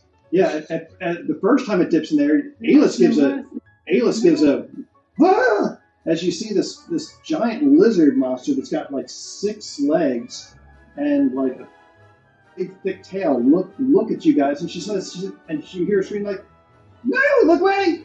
And she just ducks down. And she screams out, "No, it's a basilisk!" And as it continues twisting on, Alexa's just going, "Okay," until she looks up and she says, "A beholder!" And you see this like big round ball full of tentacles with like other eyes on them, like floating up, and it looks like it's about ready to blast you guys. And you see like these laser beams and fireballs shoot out at you, and it's got this big, huge eye, and it's laughing like, but thankfully it's just an illusion. They pass through you guys harmlessly. The next thing you see, it spins around, and it looks like it's zooming past this kind of creepy-looking swamp with like all these bent and broken trees. And Alden, looming up from out of this, you see this big hut like rise up on chicken legs and pivot in your direction. And give me a wisdom saving throw as you see this crooked-looking crone come out of it and cackle in your direction. 15. 15. You see this hag reaching out towards you, and her arm almost seems preternaturally long, as almost like she's about to pluck you off the roller coaster. And you master yourself and realize, like, wait, no, these are just illusions. It's not real. It's not real. It's okay. And you fight through it. Mrs. T. As it's still going through the swamp, you see the muck and the mire like bubble up, and there's this gigantic frog sitting there, and it opens its mouth and its tongue shoots out, just like what happened to Bert, and it looks like it's going to suck you into the same fate that befell your husband when you make a wisdom saving throw.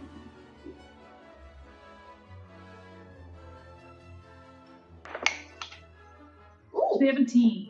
And sitting beside you on the roller coaster, you feel Bert's paw on top of your head, patting you on top of the head, and you shake yourself out of it and realize that, oh right, that's right, this isn't real. Bert, your husband's still right here beside you. He's fine. Clutching my pearls. Clutching your pearls. And all those gold chains. Yeah, all the rest of the jewelry too. Right. Where'd she get the pearls? Pearls just weird. Let's see. Pearls weren't there before.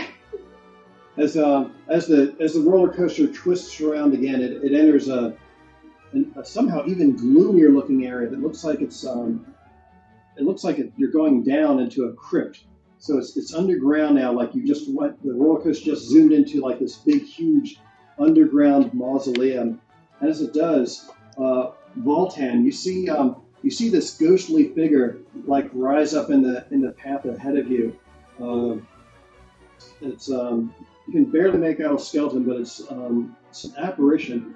And as it turns around before you, you suddenly see yourself staring at a ghostly apparition of Cordelia. Give me a wisdom saving throw. Ooh. Let's see. Where's my thing? Wisdom save. Was on the list. Oh, can I use I can use my 1d4, right? Certainly can. Definitely do it.